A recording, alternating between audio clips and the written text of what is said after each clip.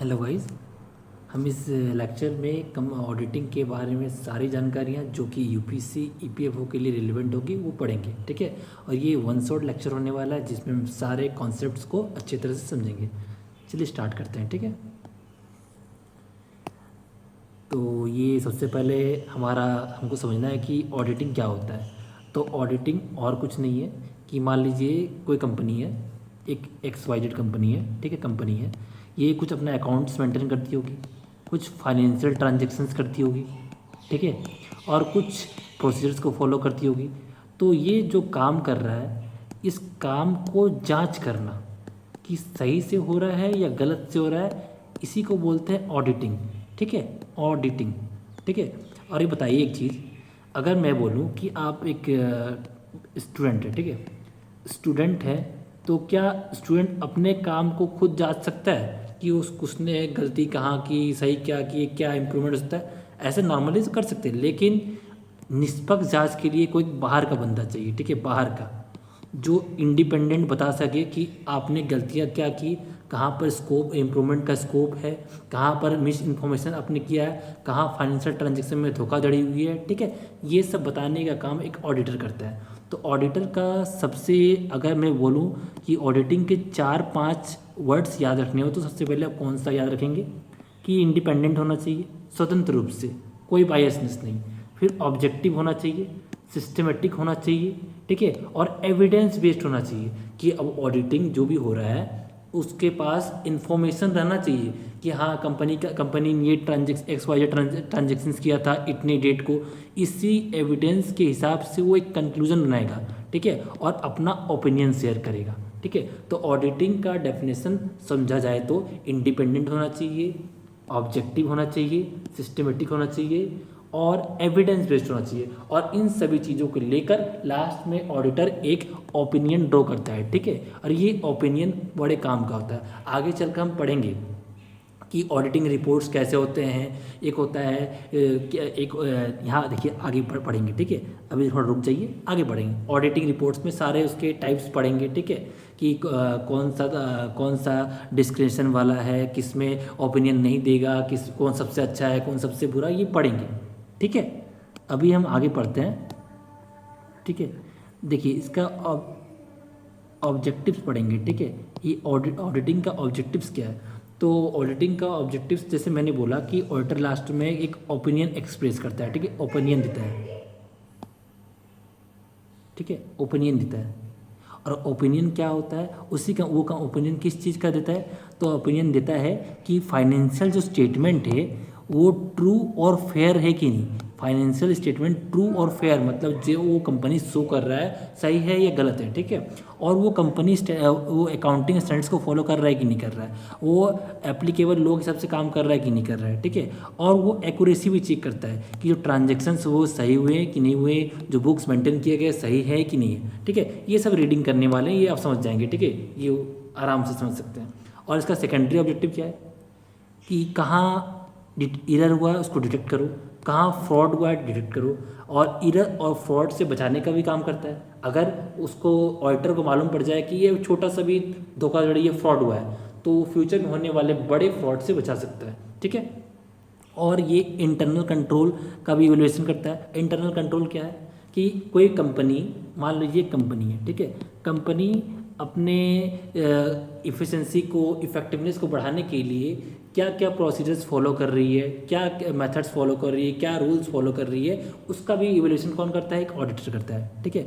और ये कंप्लायंस से करता है कि अकाउंटिंग स्टैंडर्ड सही से मेंटेन किए नहीं गए कि, ठीक है, मतलब जो अकाउंटिंग स्टैंडर्ड होता है कि किसी अकाउंट्स को किस फॉर्म में करना है, किस रूल से चलना है, वो सब देखना है, ठीक है। असेट्स का सेफगार्ड करना और इफिशिएंसी, ओवरऑल इफिशिएंसी बढ़ाना।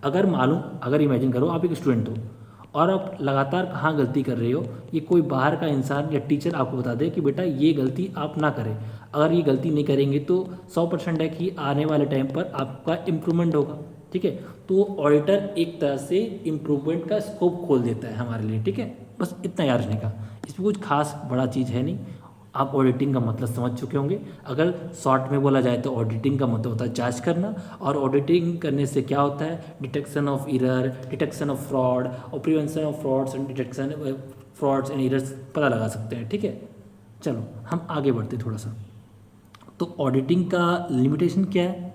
लिमिटेशन वही है, देखो क्या है कि एक ऑडिटर है, ये ऑडिटर राम, ठीक है, ये किसी कंपनी के लिए ऑडिटिंग का काम करेगा, इमेजिन दैट, ठीक है। ये सीए ऑडिटिंग करने गया, तो ये क्या देखिएगा, कंपनी के जो कंपनी ने जो पहले से अपने रिकॉर्ड्स बनाए हैं, ठीक है, वो देखेगा। अब मुझे बताओ, साल के लास्ट में जाकर हर कंपनी साल में लास्ट में जाकर ऑडिटिंग करवाती है, मतलब एक साल में एक बार करवा रही है, ठीक है, जो एक्सटर्नल ऑडिटिंग होती है एक साल में एक बार हो रही होती है। अब एक ऑडिटर मैक्सिमम 15 दिन 20 दिन काम करेगा। क्या 15 से 20 दिन में सारे ट्रांजेक्शन्स को तुम देख पाओगे? नहीं। तो इसमें क्या होता है ना, एक तरह से बचपन में पढ़ते थे ना, हिट एंड ट्रायल मेथड। तो मतलब तुमको एक रैंडम ट्रांजेक्शन उठाना है, ठीक है, और उसको चेक करना है, मतलब कोई भी एक बड़ा सा सैंपल है, इतना सारा ट्रांजेक्शन हुआ है, इतना सारा फाइनेंशियल ट्रांजेक्शन हुआ है, किसी एक रिकॉर्ड उठाओ, अगर उससे मालूम पड़ गया, मतलब सैम्पलिंग करना, तुम सैम्पलिंग करके उसका ऑडिटिंग करते हो, हर सारे ट्रांजेक्शन का नहीं करते हो। तो क्या कोई ट्रांजेक्शन छूट सकता है जहाँ पर गलती हुई हो? हाँ, छूट सकता है, ठीक है, इसको भी बोलते हैं सैम्पलिंग। देखो दिख रहा है।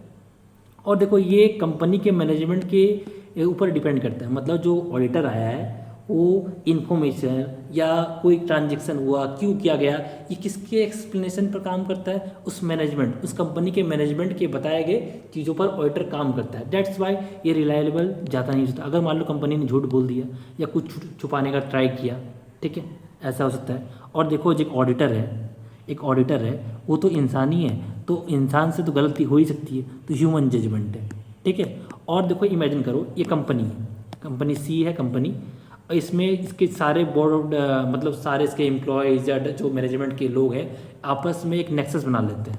वो चाहते हैं कि हम बड़ा सा फ्रॉड करेंगे और इस तरह से करेंगे कि ऑडिटर को पता ही नहीं चले। तो क्या ऑडिटर पकड़ पाएगा? पकड़ पाता है, लेकिन वो ज़्यादा दिक्कत हो जाता है, ठीक है। तो कॉल्यूजन का पॉसिबिलिटी रहता है, ठीक है।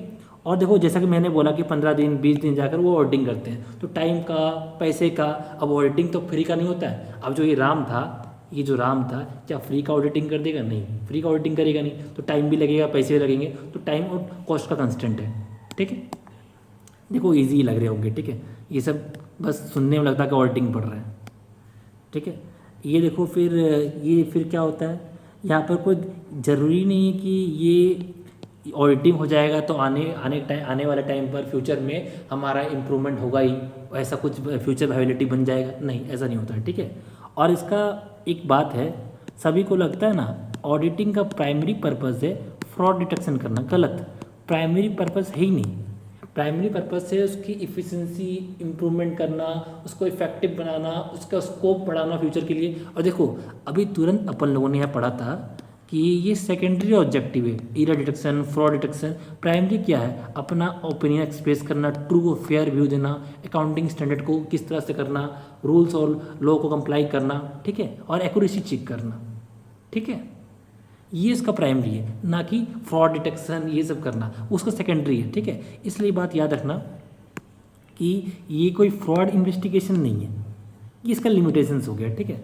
अब देखो हम थोड़ा आगे बढ़ते हैं।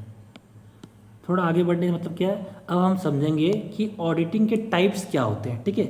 ऑडिटिंग के टाइप्स, अब देखो अगर हम लीगलिटी के हिसाब से बात करें, अब देखो ऑडिटिंग का अगर टाइप्स की बात करने जाएंगे तो उसमें अलग अलग बेसिस आएंगे। एक लीगलिटी के बेसिस पर, अगर कोई ऑडिट किसी एक्ट के थ्रू, किसी नियम के थ्रू मैंडेटरी करना है तो उसको क्या बोलेंगे? स्टैच्यूटरी ऑडिट, ठीक है। मतलब ये मैंडेटरी है अंडर लॉ। कौन से लॉ? अगर यहाँ बोला जाए तो कंपनीज एक्ट से एग्जाम्पल दिया हुआ है, ठीक है। कंपनीज एक्ट 2013, कंपनीज एक्ट 2013 के तहत स्टैच्यूटरी ऑडिट करना जरूरी होता है। और नॉन स्टैच्यूटरी ऑडिट मतलब आप करो या ना करो, आपकी मर्जी, वॉलंटरी है, ठीक है। इसको कंडक्ट करवाया जाता है वॉलंटरी, ठीक है। इससे क्या होता है, अगर मान लो कोई कंपनी नॉन स्टैच्यूटरी ऑडिट कर रही है, इसका मतलब क्या है? वो कंपनी अपने फ्यूचर के लिए अच्छा प्लान कर रही है, जिससे उसका इम्प्रूवमेंट हो सके। मैंने क्या बताया था कि इम्प्रूवमेंट ऑडिटिंग क्या स्कोप देता है? ऑडिटिंग का स्कोप क्या है कि फ्यूचर में आने वाले चीज़ों को इम्प्रूव करना। कैसे? मान लो अब अभी कुछ गलती कर रहे हो, कंपनी कुछ गलती कर रही है, वो ये नॉन स्टैच्यूटरी ऑडिट पकड़ी गई, तो क्या कंपनी उसको सुधार कर सकती है आगे जाकर? हाँ, कर सकती है। That is non statutory. Statutory मतलब ये मैंडेटरी है, नॉन स्टैच्यूटरी मतलब इट नॉट मैंडेटरी, ठीक है। अब देखो टाइम के बेसिस पर ऑडिटिंग कैसे होता है? एक कॉन्टिन्यूअस होता है जो लगातार चलते रहता है। अब मुझे बताना सोचकर कि जो बाहर से इंडिपेंडेंट ऑडिटर आ रहा है, ठीक है, वो साल के लास्ट में आ रहा है, तो क्या वो तुम्हारा कॉन्टिन्यूस ऑडिट है? नहीं, वो कॉन्टिन्यूस ऑडिट कैसे होता है? कॉन्टिन्यूस ऑडिट सारा साल चलता है, थ्रू आउट द ईयर चलता है, ठीक है। और ये किसके लिए होता है? बैंक और लार्ज कंपनी के लिए होता है। अब बताओ, इतनी बड़ी कंपनी, मान लो बहुत बड़ी कंपनी है, अब बहुत बड़ी कंपनी में अगर हम लगातार चेक ना करते रहे तो क्या कंपनी अगर कुछ गलती करते जा रही तो लास्ट में साल में जाकर तो बड़ा कुछ गलती कर सकती है। और इससे बचाने के लिए बड़े कंपनीज के लिए कॉन्टिन्यूस ऑडिट चलता है, ठीक है। और इंटरिम ऑडिट क्या होता है? इंटरिम ऑडिट, मान लो कि कोई कंपनी है, कंपनी को कुछ शेयर मार्केट में लॉन्च करना है, ठीक है, उसको अपना प्रॉफिट दिखाना है, मान लो उसको मार्च महीने का प्रॉफिट दिखाना है, ठीक है, मार्च महीने का प्रॉफिट एकदम किस स्पीड से वो ग्रो कर रही है वो दिखाना है।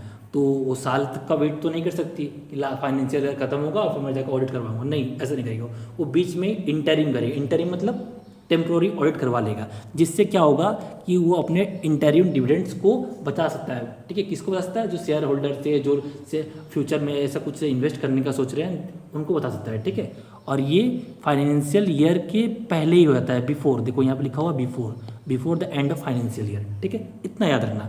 इंटरिम ऑडिट मतलब बस थोड़ा सा उसको डिविडेंड बताना है, इसलिए दैट्स वाई वो ऑडिट, इंटरिम ऑडिट परफॉर्म कर दे रहे हैं। और फाइनल ऑडिट का मतलब क्या होता है? जो मैंने बताया था कि साल के फाइनेंशियल ईयर के एंड में होता है, और सबसे कॉमन टाइप यही है फाइनल ऑडिट।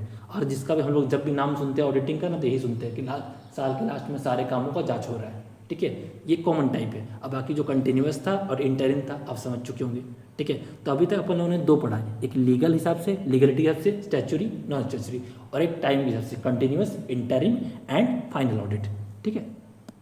अब आगे बढ़ते हैं, ठीक है। तो ये स्कोप के हिसाब से देखेंगे। स्कोप मतलब कि ऑडिटिंग कर रहे हैं तो कितना एक्सटेंड में कर रहे हैं। अगर हम पूरे बुक्स, अब बुक्स क्या होता है? जो अकाउंट्स मेंटेन किया गया है, जितने ट्रांजेक्शन से सारे चीज़ का एग्जामिन करें A to Z, that is complete audit. और इमेजिन करो कि तुमको कुछ स्पेसिफिक, मान लो तुमने 12 अकाउंट्स बनाए थे, ठीक है, सबके अलग अलग अकाउंट्स बने हुए, ठीक है, तुमको लग रहा कि नहीं इसमें कुछ गड़बड़ी हो सकती है, तो इस स्पेसिफिक अकाउंट को चेक करना, या डिपार्टमेंट या स्पेसिफिक डिपार्टमेंट का अकाउंट ऑडिट करना, that is partial audit. Partial नाम से ही समझ आ रहा है कि पार्शियल ही होगा, मैंने आधा आधा कुछ होगा, कुछ थोड़ा बहुत होगा, ठीक है। अब करते हैं आगे, बेस्ड ऑन पर्पस। पर्पस क्या है? हमारा पर्पस क्या है? हम किस चीज़ का ऑडिट करना चाहते हैं? क्या फाइनेंशियल ट्रांजैक्शन का करना चाहते हैं? अगर फाइनेंशियल ट्रांजैक्शन का करना चाहते हैं तो दैट इज़ फाइनेंस ऑडिट। अगर कॉस्ट ऑडिट मतलब क्या होता है? इसे इमेजिन करो, कुछ कंपनी कुछ बना रही है या कुछ कर रही है, कुछ प्रोडक्शन कर रही है, कुछ मैन्युफैक्चर कर रही है, ठीक है, तो उस मैन्युफैक्चरिंग में जो कॉस्ट लग रहा है वो कॉस्ट सही लग रहा है कि गलत लग रहा है या क्या लग रहा है, इसको चेक करने के लिए जो ऑडिट की जाती है दैट इज कॉस्ट ऑडिटिंग, ठीक है। और ये कुछ स्पेसिफाइड कंपनीज पे लगते हैं अंडर कंपनीज एक्ट 2013, ठीक है। एक होता है मैनेजमेंट ऑडिट। अब मैनेजमेंट ऑडिट का काम क्या होता है कि जो मैनेजरियल इफिशिएंसी है, मान लो कंपनी में सारे लोग किस तरह से काम कर रहे हैं, किस तरह से मैनेज कर रहे हैं एक्टिविटीज़ को, ठीक है, उसके बारे में जांच करना है, ठीक है, कि कैसा काम हो रहा है, कैसा कल्चर है वर्क का, ठीक है, इसको पता करना है तो मैनेजमेंट ऑडिट होगा, ठीक है। एक ऑपरेशनल ऑडिट होता है।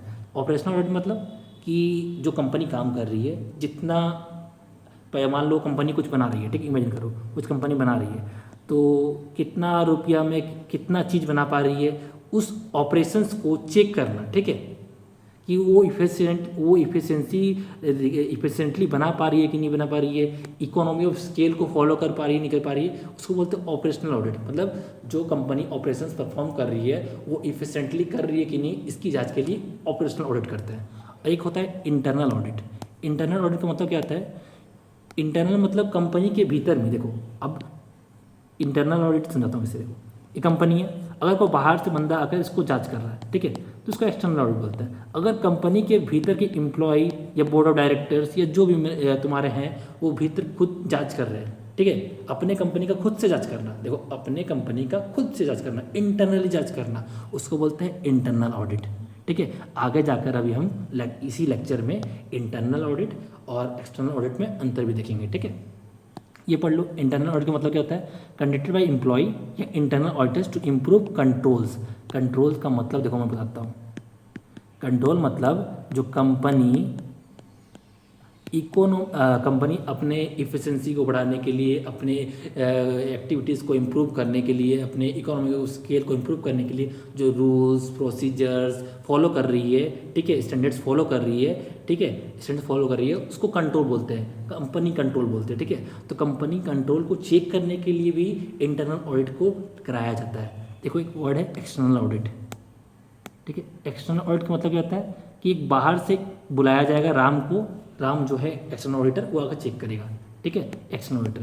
तो देखो अगर हम पर्पस के हिसाब से बात करें तो अपन लोगों ने 6 पढ़े, 6 कौन कौन है? फाइनेंशियल ऑडिट है, ठीक है, फिर दूसरा कॉस्ट ऑडिट है, मैनेजमेंट ऑडिट है, ऑपरेशनल है, इंटरनल है और एक्सटर्नल है। नो दिक्कत, कोई दिक्कत नहीं होना चाहिए, ठीक है। अब आगे बढ़ते हैं, ठीक है। अब देखो कुछ थोड़ा सा और आगे देखते हैं। ये सब देखो ये टर्म्स अगर पता है तो अच्छी बात है। कभी कभी डायरेक्ट क्वेश्चन पूछते हैं, कंप्लीट ऑडिट क्या है, फाइनेंशियल ऑडिट, ऑपरेशनल ऑडिट क्या है, ये डायरेक्ट पूछ सकते हैं, ठीक है। ये टैक्स ऑडिट क्या होता है कि मान लो कि कंपनी है, अब कंपनी पैसा कमा रही है, मुनाफा कमा रही है, तो सरकार को तो टैक्स देना पड़ेगा। तो कंपनी सही से टैक्स लॉस को कंप्लाई कर रही है कि नहीं कर रही है, इस चीज़ को जांच करने के लिए जो ऑडिट किया जाता है दैट इज टैक्स ऑडिट, ठीक है। अब सेक्रेटरियल ऑडिट क्या होता है, ठीक है, कि जो कंपनी है वो कॉरपोरेट लॉज और सेक्रेटरियल स्टैंडर्ड्स को फॉलो, सेक्रेटरियल स्टैंडर्ड मतलब जो कंपनीज एक्ट में मेंशन है वो उसके स्टैंडर्ड्स को फॉलो कर रही है कि नहीं कर रही है, उसके लिए सेक्रेटरियल ऑडिट होता है। एक गवर्नमेंट ऑडिट होता है। गवर्नमेंट ऑडिट का मतलब क्या होता है, तुमने सीएजी का नाम तो सुना होगा, कंट्रोलर एंड ऑडिटर जनरल। ये क्या करते हैं ना, जितने पब्लिक सेक्टर एंटिटीज़ होते हैं ना, जितने पब्लिक सेक्टर एंटिटीज़ उसके चेक करते हैं, चाहे यूनियन गवर्नमेंट का हो, चाहे स्टेट गवर्नमेंट का हो, चाहे पीएसयूज़ का, उसको चेक करते हैं। अब बताओ जो सरकारी चीज़ है, सरकारी चीज़ का कौन जांच कर रहा है? कंट्रोलर ऑडिटर जनरल कर रहे हैं, वो ऑडिट कर रहे हैं, दैट इज सरकारी चीज़ है, दैट्स वाई गवर्नमेंट ऑडिट। एक होता है सोशल ऑडिट। सोशल ऑडिट मतलब अगर मान लो सरकार कोई स्कीम्स लेकर आ रही है, गवर्नमेंट वेलफेयर स्कीम्स लेकर आ रही है, ठीक है, उस स्कीम्स का जांच करना कि स्कीम सही से जो इंटेंडेड पर्पस है उसके लिए सही से कर पा रही है कि नहीं कर पा रही है, इवेल्युएट करना, उसका सोसाइटी में क्या इम्पैक्ट पड़ रहा है स्कीम का, उसको बोलते हैं सोशल ऑडिट। इन्वायरमेंटल ऑडिट उसी तरह से इन्वायरमेंट का जांच करना, ठीक है, कि कोई अगर चीज़ हो रहा है तो वो इन्वायरमेंटल लॉज को कंप्लाई कर रहे हैं कि नहीं कर रहे हैं, सस्टेनेबल प्रैक्टिस। मान लो कंपनी है तो कंपनी इन्वायरमेंटल लॉज को फॉलो कर रही है कि नहीं कर रही है, सस्टेनेबल प्रैक्टिस ला रही है कि नहीं ला रही है, इसको चेक करना इन्वायरमेंटल ऑडिट है। और एक होता है परफॉर्मेंस ऑडिट, ठीक है। परफॉर्मेंस ऑडिट मतलब कंपनी किस तरीके से काम कर रही है, ठीक है, उसको चेक करना। और क्या चेक करता है पता है इसमें? सबसे इंपॉर्टेंट 3E। ई मतलब क्या होता है? एक होता है इकोनॉमी, एक होता है इफिशियंसी और एक होता है इफेक्टिवनेस, जो कि सीएजी का पर्पस होता है। अगर तुम सीएजी का पढ़ोगे ना तो उसमें मिल जाएगा कि सीएजी 3 चीज़ इंश्योर करता है। वो पहला कौन सा? इकोनॉमी, इफिशियंसी एंड इफेक्टिवनेस, ठीक है, इतना याद रखना, ठीक है। अब थोड़ा आ जाओ इधर, देखते हैं नोट्स में क्या है। देखो ये क्विक पर्पस के लिए नोट्स है, इसका तुम आराम से यूज़ कर सकते हो, ठीक है। मैं बोल देता हूँ क्या, देखो इंटरनल ऑडिट का मतलब लिखा हुआ है, इंटरनल एम्प्लॉयज़ करते हैं इंटरनल कंट्रोल्स के लिए, ठीक है, और ये भीतर ऑर्गेनाइजेशन के भीतर में होता है। एक्सटर्नल ऑडिट है, गवर्नमेंट ऑडिट है, परफॉर्मेंस ऑडिट ऊपर देख लिया अपन लोगों ने, ठीक है, आराम से तुम पढ़ सकते हो, ठीक है। और देखो लास्ट में एक यहाँ पर छोटा सा मैंने एक क्विक रिवीजन जो इंपॉर्टेंट पॉइंट्स है उसके लिए नोट्स बना दिया है, ठीक है। मैंने क्या बनाया यार, ये एआई का यूज़ करके मैंने नोट्स बनाया, बाकी तुमको तो सेट करना पड़ेगा, कमांड देना ही पड़ेगा कि चैट जीपीटी में या जेमिनी में किस तरह से नोट्स बनाते हैं, वो तुम सीख जाओगे, ठीक है। देखो auditing is not equal to accounting. ये क्या, उसका मतलब क्या होता है कि अकाउंटिंग मतलब जो जो ट्रांजेक्शन हुए तुमने बस उसको एज इट इज़ लिख दिया, ठीक है, अकाउंटिंग। ऑडिटिंग मतलब क्या है कि जो तुमने चीज़ जो जो चीज़ तुमने ट्रांजेक्शन लिखा है उसका तुमने जांच कर दिया, दैट इज ऑडिटिंग, ठीक है। ऑडिटिंग मतलब होता है एग्जामिन करना, ठीक है, जांचना। ऑडिटिंग ऑडिटर ओपिनियन देता है, ठीक है। अब मुझे बताना कि राम तो भाई एक इंसान था जिसने इस कंपनी का ऑडिटिंग कर दिया, ठीक है। राम इंसान है तो राम से क्या गलती हो सकती है? हाँ, गलती हो सकती है, अपन लोगों ने पढ़ा भी था। ऑडिटिंग का एक लिमिटेशन है कि ह्यूमन इम्पैक्ट, ह्यूमन मतलब कुछ गलती हो ही सकती है, ठीक है। तो क्या जो राम ने ऑडिटिंग की, क्या ये गारंटी है? Not a guarantee, it is not a guarantee, ठीक है, वही है। कोई एब्सोल्यूट नहीं है कि जो उसने ऑडिटिंग की वही सही है, वो ओपिनियन है। ओपिनियन यार ना सही भी होता है गलत भी होता है। इमेजिन करो ये राम था, ठीक है। अब ये मान लो तुम्हारा क्या आ जाए, मान लो ये तुम्हारा महेश आ जाए, महेश ऑडिट दूसरा ऑडिटर है, क्या राम का ओपिनियन और महेश का ओपिनियन सेम होगा? और मतलब ये तो पक्का है कि दोनों का ओपिनियन सेम नहीं होगा, ठीक है, कुछ ना कुछ अंतर होंगे, क्योंकि दोनों ह्यूमन है यार, ओपिनियन सबका अलग अलग हो सकता है, ठीक है। लेकिन दोनों की बात क्या गारंटी है, दोनों किसी की बात गारंटी नहीं है, ठीक है। गारंटी क्यों नहीं है पता है, क्योंकि जो ऑडिटिंग हो रहा है वो कंपनी का कैसे हो रहा है, तो ऑडिटिंग हो रहा है कंपनी के द्वारा गिवन इन्फॉर्मेशन के हिसाब से। अगर मैंने मान लो बोल दिया कंपनी के कुछ लोग या एम्प्लॉयज़ आपन में कॉल्यूजन कर ले, नेक्सस बना ले कि हम कुछ झूठ, अब सब कुछ झूठ झूठ दिखाएंगे लेकिन तब भी सच लगेगा, तो क्या ऑडिटिंग 100% सही हो सकती है? नहीं हो सकती है। दैट्स वाई ऑडिटर से तुमको एक ओपिनियन देता है, ना कि गारंटी, ठीक है। इतना याद रखना, ठीक है। देखो ये लिखा है लास्ट, ये लाइन में पढ़ना, देखो ऑडिटिंग, सॉरी हाँ एक minute, auditing provides reasonable assurance but not absolute assurance, ठीक है। और क्या आता है, ट्रू एंड फेयर व्यू देता है, ठीक है। और 3 का मैंने नाम बताया था, इकोनॉमी, इफिशिएंसी, इफेक्टिवनेस, ठीक है। और गवर्नमेंट ऑडिट कौन करता है, सीएजी करता है। इंटरनल ऑडिट क्या करता है, कंट्रोल्स को इंप्रूव करता है। कंट्रोल्स मतलब रूल्स लॉज जो फॉलो किए जा रहे हैं कंपनीज में to improve the effectiveness, efficiency and economy, ठीक है। और एक्सटर्नल ऑडिट क्या करता है, इंडिपेंडेंट ओपिनियन देता है। जैसे राम आया था ऑडिट करके, उसने ओपिनियन दे दिया अपना, वो इंडिपेंडेंट था, कोई दिक्कत, ठीक है, कोई दिक्कत तो नहीं होना चाहिए, ठीक है। देखो तो अपन लोगों ने क्या दिखा अभी तक, एक मिनट रुकना थोड़ा सा, मैं ऊपर स्लाइड कर लूँ। तो देखो ये थोड़ा सा अपन लोगों ने ये पहला देख लिया, इसमें किसी को दिक्कत नहीं होना चाहिए, ठीक है। अब सेकंड चीज़ पर आते हैं। देखो हम कितनी देर से नाम ले रहे थे, इंटरनल कंट्रोल, इंटरनल कंट्रोल आ ही गया। इंटरनल कंट्रोल क्या होता है, अगर तुम थोड़ा सा रुक कर इसके डेफिनेशन को एक बार रीड करो, ठीक है। मैं दिखाता हूँ यहाँ पर, सॉरी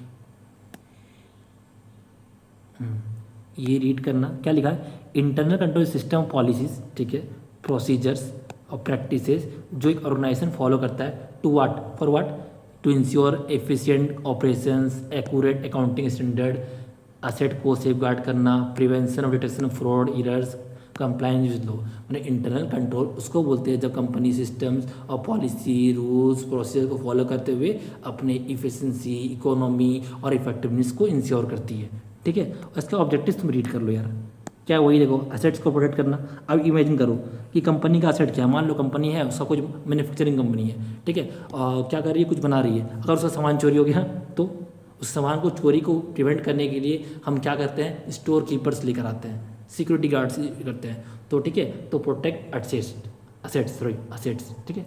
ये अकाउंटिंग रिकॉर्ड्स को एक्यूरेट रखना, डिटेक्शन फ्रॉड, वही बात है, ठीक है। देख लो यार, ईजी है, जस्ट रीड, ईजी है, ठीक है। देखो देखो देखो देखो, रीड करो, 10 सेकंड का समय लो और रीड करो, तुरंत रीड करो ऑब्जेक्टिव को, ठीक है। अब देखो कंपोनेंट्स की बात करेंगे। कंपोनेंट्स मतलब क्या होता है, इंटरनल कंट्रोल में क्या करते हैं, हम उस कंपनी के इन्वायरमेंट को कंट्रोल करने का ट्राई करते हैं और उसी के थ्रू रिस्क असेसमेंट भी करते हैं, ठीक है। अगर तुम रूल्स प्रोसीजर को फॉलो करते हुए चीज़ों को ऑब्जर्व करते हो, कंपनी में एक्यूरेट अकाउंटिंग रिकॉर्ड्स बनाते हो, तो क्या रिस्क असेसमेंट कर पा रहे हो, हाँ कर पा रहे हो, ठीक है। इन्फॉर्मेशन कम्युनिकेशन जान पा रहे हो, जान पा रहे हो, ठीक है। और एक्टिविटीज़ को कंट्रोल भी कर पा रहे हो। बस ये कंपोनेंट्स देख लेना, रिस्क असेसमेंट करना, मॉनिटरिंग एक्टिविटीज़, ये सब इंटरनल कंट्रोल है। जैसे होता है, एक छोटा सा एग्जाम्पल पढ़ो, इतना मैं थोड़ा कॉम्प्लेक्स नहीं करूँगा। एक फैमिली है, फैमिली में फादर या मदर जो तुम्हारे पेरेंट हैं वो घर में इंटरनल कंट्रोल लगाते हैं कि शाम को 5 बजे के बाद तुमको घर से बाहर नहीं जाना है, ठीक है। तुमको इस टाइम पर बैठकर होमवर्क करना है, ठीक है। इस टाइम पर बैठ के तुम अपना कुछ खेल कूद सकते हो, ठीक है। तो ये सब इंटरनल कंट्रोल है। क्यों? क्योंकि तुम सही से काम करो और एक बैलेंस्ड लाइफ को जियो। तो फॉर द बैलेंस ये कंपनी भी अपने लिए इंटरनल कंट्रोल लगाती है, कुछ दिक्कत नहीं होना चाहिए, ठीक है। आगे बढ़ते हैं, ठीक है। देखो उसका एडवांटेज क्या है कि फ्रॉड को कम कर सकती है, एफिशिएंसी बढ़ाएगी, फिर फाइनेंशियल रिपोर्टिंग को रिलायबल बनाएगी, ठीक है। फाइनेंशियल रिपोर्टिंग को रिलायबल बनाना मतलब अगर कंपनी सारे रूल्स लॉज और प्रोसेस को फॉलो करते हुए चलती है तो क्या सारे जितने भी ट्रांजैक्शंस हो रहे उसकी रिपोर्टिंग सही होगी? हाँ ऑब्वियसली, अगर रूल्स और लॉज को फॉलो करके चल रहे हो, उसके स्टैंडर्ड्स को पॉलिसी को फॉलो कर चल रहे हो, तो फाइनेंशियल ट्रांजैक्शन भी उसी के अकॉर्डिंग होंगे। दैट्स वाई क्या होगा, तुम्हारा जो फाइनेंशियल रिपोर्टिंग होगा कैसा होगा, रिलायबल होगा, ठीक है। ठीक है। और डिसीजन मेकिंग बेटर ही होगा। अगर तुमको ये पता है कि कंपनी के इस डिपार्टमेंट में या इस सेक्शन में क्या हो रहा है, तुम कंट्रोल कर पा रहे हो, तो क्या तुम डिसीजन मेकिंग ले पाओगे सही से? हाँ, ले पाओगे आराम से, ठीक है। इसे इमेजिन करो, ये घर था, 7-8 बच्चे थे, सबको तुमने कंट्रोल में रखा है, ठीक है। अब सब तुम्हारे कंट्रोल में, अब कंट्रोल में है तो इमेजिन करो सबको एक साथ एक समर कैंप में भेजना है।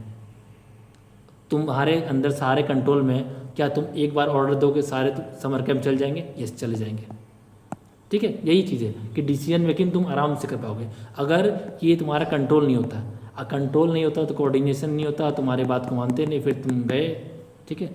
तो वही बात याद रखना, ठीक है। इसका एडवांटेज क्या है, आगे बढ़ते हैं। लिमिटेशन क्या है? वही हमेशा ये जो भी इंटरनल कंट्रोल कौन करेगा? इंसान ही करेगा, ह्यूमन ही रह सकता है, ठीक है।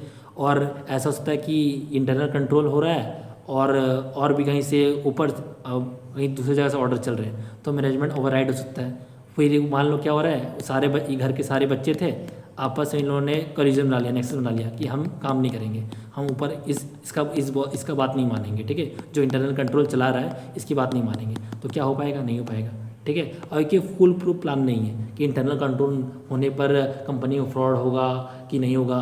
मतलब ऐसा ज़रूरी नहीं है कि इंटरनल कंट्रोल मजबूत है और कंपनी में फ्रॉड नहीं होगा। इमेजिन करो ये कंपनी सी है, ठीक है, कंपनी सी है, इस कंपनी में इंटरनल कंट्रोल ज़बरदस्त है, एकदम मजबूत स्ट्रॉन्ग इंटरनल कंट्रोल है। क्या इसमें 100% गारंटी है कि इसमें फ्रॉड नहीं होगा?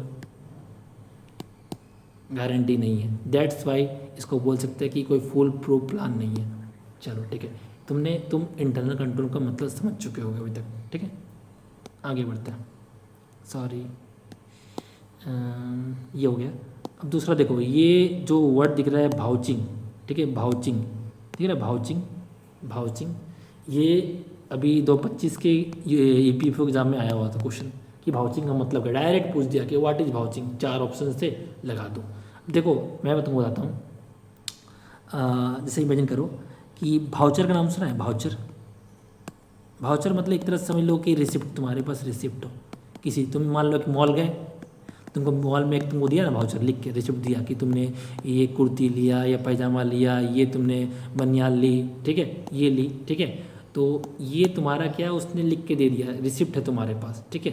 अब तुम अपने घर गए पापा के पास, पापा ने बोला कि तुमको 5,000 दिए थे, तुमने कहाँ कहाँ खर्च किया? तुमने क्या किया, उस XYZ मॉल का उनको जो रिसिप्ट था वो दिखा दिया।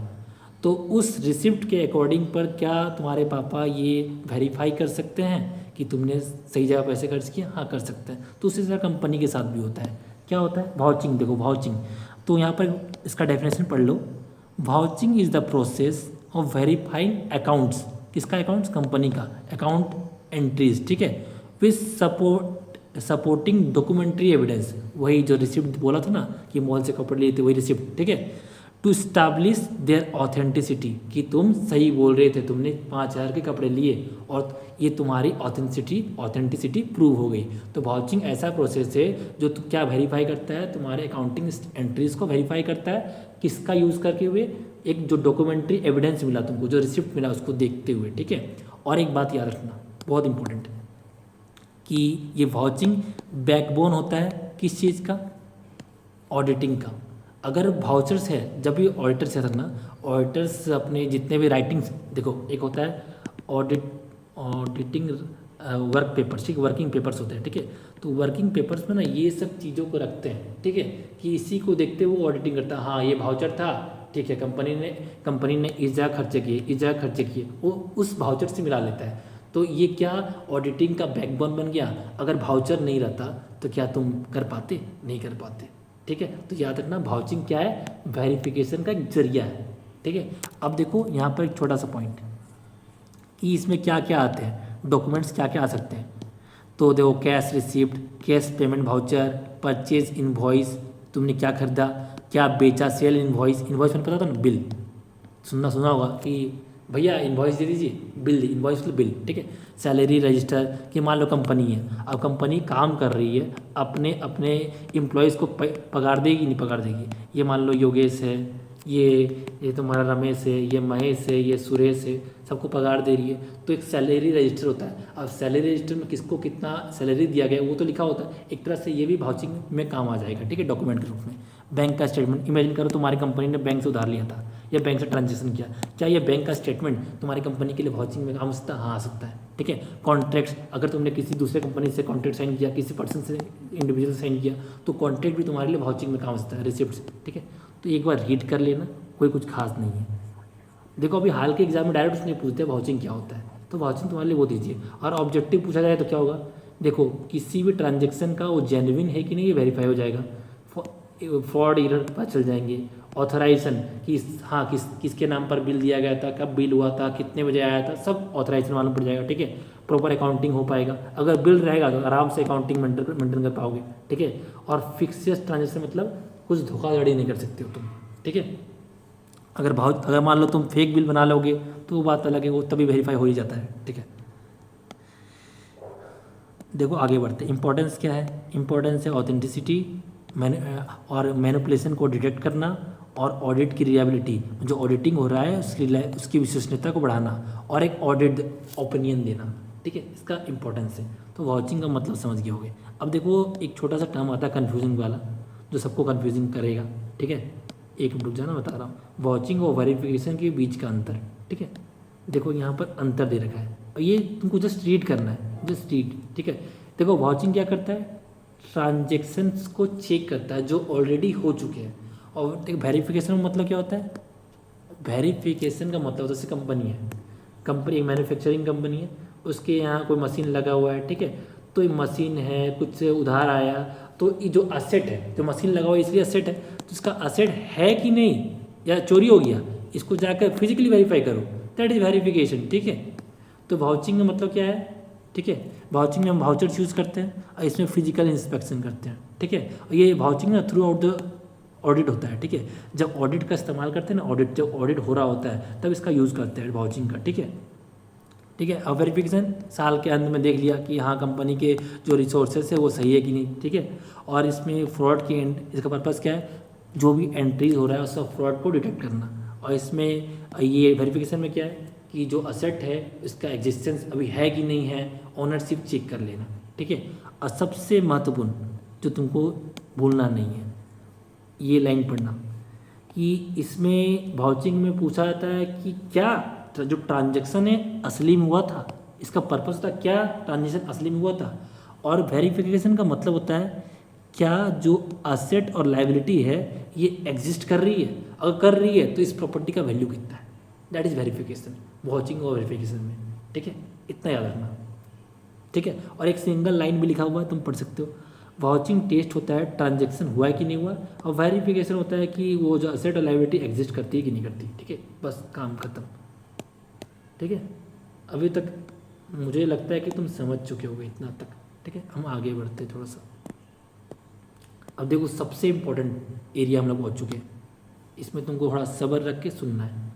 देखो ऑडिटिंग के रिपोर्ट्स बनते हैं, और रिपोर्ट्स मतलब अब तुमने इमेजिन करो तुमको टाइफाइड हो रखा है, तुम टेस्ट करवाने जाते हो, टेस्ट करवाओगे तो कुछ पैरामीटर्स पे तुम्हारा टेस्ट करेंगे कि ये एंटीबॉडीज़ मिलेंगे तो तुमको क्या वो टाइफाइड है, ये चीज़ मिलेगा तो तुमको टाइफाइड है, वो कुछ पैरामीटर्स पर चेक करेगा, फिर लास्ट में क्या करेगा, रिपोर्ट देगा। तो सेम उसी तरह कोई कंपनी है, कंपनी में हम चेक करने के लिए भेजते हैं ऑडिटर को, ऑडिटर कुछ पैरामीटर्स पर कंपनी को चेक करता है और लास्ट में एक रिपोर्ट देता है। रिपोर्ट मतलब कंपनी को सच में बीमार है या अच्छी परफॉर्म कर रही है, ठीक है, बीमार है या अच्छा परफॉर्म कर रहा है उसके लिए एक रिपोर्ट देती है।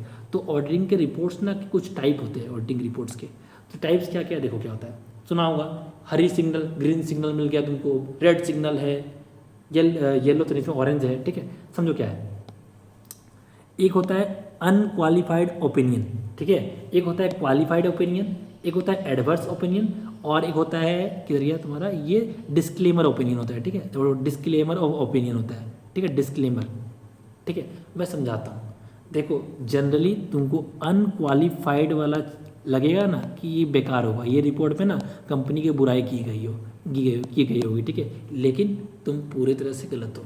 अनक्वालिफाइड रिपोर्ट ओपिनियन में क्या होता है कि इसमें साफ साफ ऑडिटर बोलता है कि सारे फाइनेंशियल स्टेटमेंट ट्रू हैं, सही सही हैं, कोई छेड़छाड़ की नहीं की गई। देखो मटेरियल मिस स्टेटमेंट, ये वर्ड का मतलब समझना, मटेरियल मिस स्टेटमेंट। देखो मटेरियल मिस स्टेटमेंट का मतलब होता है ना कि कुछ बड़ा, कुछ क्या बोलते हैं, दाल में काला है, ठीक है। अगर ऐसा मिल जाता है ऑडिटर को तो तुमको एडवर्स ओपिनियन देता है कि कंपनी एकदम फ्रॉड कर रही है, ठीक है। तो याद रखना अनक्वालिफाइड ओपिनियन किसके लिए दिया जाता है, जिसमें ट्रांजेक्शन्स ट्रू और फेयर हो और मटेरियल का मिस स्टेटमेंट ना किया गया और सारे अकाउंटिंग स्टैंडर्ड्स को फॉलो करता हुआ है। मतलब ये ग्रीन सिग्नल है, इसको कैसा सिग्नल मिला है, अनक्वालिफाइड को ग्रीन सिग्नल, जाओ बेटा आराम से चले जाओ, ठीक है। और एक होता है क्वालिफाइड ओपिनियन। क्वालिफाइड ओपिनियन मतलब हाँ ठीक ठाक है, लेकिन कुछ एक दो जगह पर ना कुछ गलतियाँ पाई गई है, ठीक है। मतलब देखो material misstatement exist but not pervasive, मतलब ज़्यादा कुछ उतना चिंता वाली बात नहीं है, बस थोड़ा बहुत है। मतलब जैसे इमेजिन करो तुमने टाइफाइड का टेस्ट करवाया, टाइफाइड में कुछ लेवल होता है कि इतना लेवल हो गया तो ज़्यादा हो गया, मान लो तुम्हारा टाइफाइड बॉर्डर लाइन पर मिला कि थोड़ा बहुत तुमको टाइफाइड का लक्षण दिख रहा है, तो उसी तरह क्वालिफाइड ओपिनियन होता है। क्वालिफाइड ओपिनियन मतलब सब कुछ ठीक है, बस कुछ थोड़ा बहुत में दिक्कत है।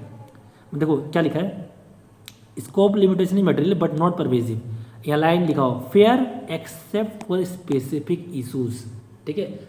सब कुछ ठीक है लेकिन थोड़ा बहुत गलती दिख रहा है, ठीक है। और एक होता है एडवर्स ओपिनियन। एडवर्स ओपिनियन मतलब सब कुछ गलत है, कि बड़ा धोखाबाजी हो रहा है, मटेरियल मिसस्टेटमेंट बहुत ज़्यादा हो रहा है, फाइनेंशियल स्टेटमेंट एकदम ट्रू फेयर नहीं है, ठीक है। अल्लाह इसको क्या बोलते हैं, एकदम ख़राब है। अगर कोई ऑडिटर ऐसा किसी कंपनी के लिए देता है एडवर्स ओपिनियन, तो उस कंपनी के लिए क्या बोलते हैं, सबसे बुरा सपना की तरह होता है वो, ठीक है। एडवर्स ओपिनियन, इसमें क्या लिखा हुआ, एक लाइन पढ़ना, फाइनेंशियल स्टेटमेंट आर मिसलीडिंग, मतलब ये भ्रामक है, ये जो फाइनेंशियल स्टेटमेंट गिवन है ये सही नहीं गिवन है। और एक लास्ट वाला बचा है, क्या है उसका नाम, डिस्क्लेमर ऑफ ओपिनियन।